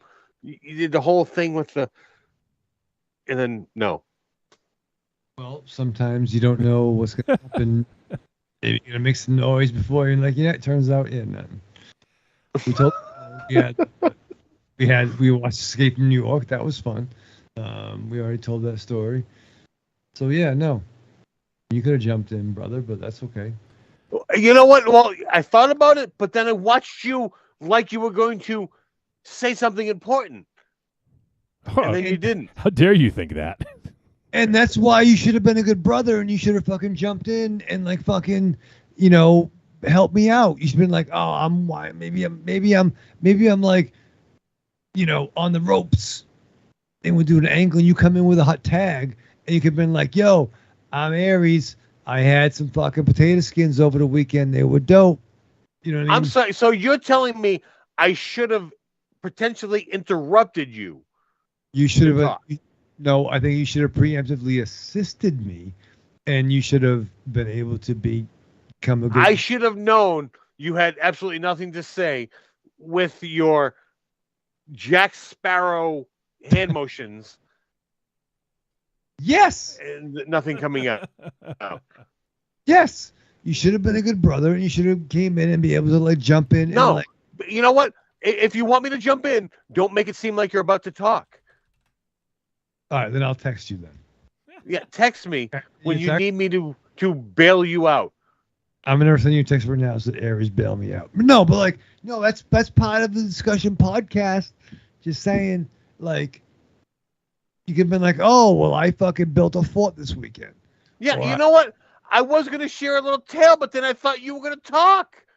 That's why you can't just kind of go like, if you go and you open your mouth, we think you're going to say something, so we shut up. Wow. I'm fascinated now. Now we're staying. Now we're up. I'm now, no, because you know what? Now, what my little nothing of a story is can't meet up to anything remotely like this argument. This sucks. If you would have just read the body language, you could have jumped in, and it would have been. Yeah, your body language said you were going to talk. Leaning back would have been, I don't have anything to say. Leaning in and making hand motions, you Italian motherfucker. Hand motions, I mean, that's talking. Like, that's what that is to you motherfuckers. Yeah, and he's laughing. Silently laughing. No one can hear that. Well, I'm hot, but you're half slick too. Just saying. I don't bring up your faults. You just did. You're proud of it. I'm not fucking proud of it. I'm fucking Italian. I'm Irish. Motherfucker, I'm fucking drunk. Yeah, Freudian slip. I'm fucking drunk.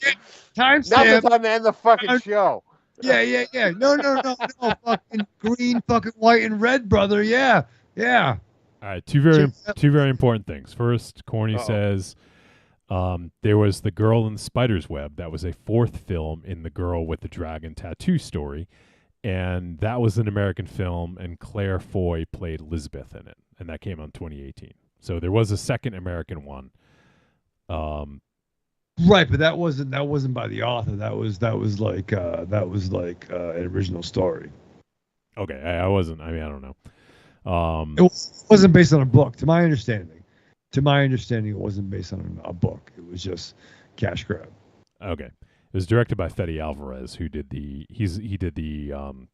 Evil Dead remake from 2013. Oh, was it Boba Fett Alvarez? Boba Fett Alvarez, yeah. And the second thing is we're going to end this fucking show because I just found out Obi-Wan Kenobi is debuting at midnight Eastern, not 3 a.m. Eastern. They just announced 8 minutes. You have an hour. They just I have to get the show ready and uploaded. That takes sometimes more than an hour. But I'm just worried about myself. I don't care about you. They just tweeted 10 minutes ago and says that it has arrived early and it'll be available at midnight Eastern Standard Time. So I may have to stay up for that. I'll be up till 2 a.m. I guess 2:30 maybe. Rock already watched it twice in fucking Canadian. He has like super fast internet. No, he's the one that let me know. He actually posted. I'm like, is that verified? So I looked up on the Obi-Wan Twitter, and sure enough, it is. Is it Obi-Wan on the Twitter? Yeah, Obi-Wan's on the Twitter. He knows how to use it. On the Twitter machine. On the Twitter? Corny says it was a good film. The spiderweb thing. Yeah, the Gwen Stefani story. Gwen Stefani story? Look, he's acting confused, Aries. Gwen Stefani in the song. Not everyone knows that song. It was fucking Hupa Shoot. That song wasn't Hupa Hugh? What's a Hupa Hugh? Is that your partner's name? We got Mimosa and Hupa Hugh. Momosa and Hupa Hugh. I meant to say Super Huge in the 90s, but it came out as Super Huge. Yeah, the song wasn't super huge. Dude, there was so It wasn't. Dude, what don't dude me? Dude, dog. Dude, dog. Yo, Dude, dog, bro. dude. Dude, bro. Dude, bro. All right. That song was as big as Sugar Ray's RPM. RPM. I don't even know that song, so. Yeah, exactly.